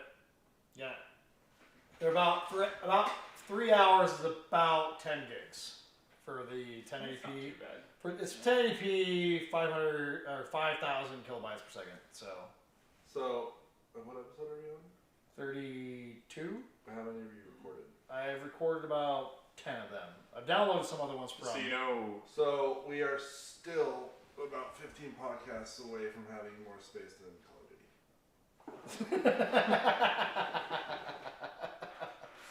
All right. Well, yeah, it's been at this patio. I had a good time. I'm glad that Were they serious? I saw this thing where they were talking about actually going back to DVDs. For Call of Duty, like or USB sticks or whatever, physical media, just because the size is so large. Is that a real thing? I don't think they're going to do that. Just because everything's like running digital anyways, and like, I don't know. It's a lot of fucking space. I agree, but whatever. The end game. Yeah, it's a lot of space, but computers, I mean, a terabyte hard drive is common now. Then there's $50. And I would rather sit there and just press a button and have a game download than have to run to the store and put in a button, because you're still going to have to download something. Or just order it. There's still but going to be... I can order it now and download it now instead of order a stick to show them. And there's still going to be patches, and, you know, the patches have been huge, too. Like 50 gigs. Yeah, then that's the thing. So you get the original... So So you get the original I flash remember when drive. games were 200K. Yeah, so would that be the thing? Is 200 like megs. every time they come out with a patch, instead of doing it online, they send you like you have to buy a new fucking stick. That would suck balls. Terrible. Okay, well, I think we're gonna end it here. Yeah, cat. Are you done? Been Dick's Patio. It's been a Dick's Patio. A good one. Some new faces. That's what we did. So, I'm Dick. I'm Travis. Tyler. All right. Have a good night. We'll see you next week. And next week's gonna be a fucking banger. Yeah, next week's gonna be fucking. It's gonna be fucking wild. So, all right. Later.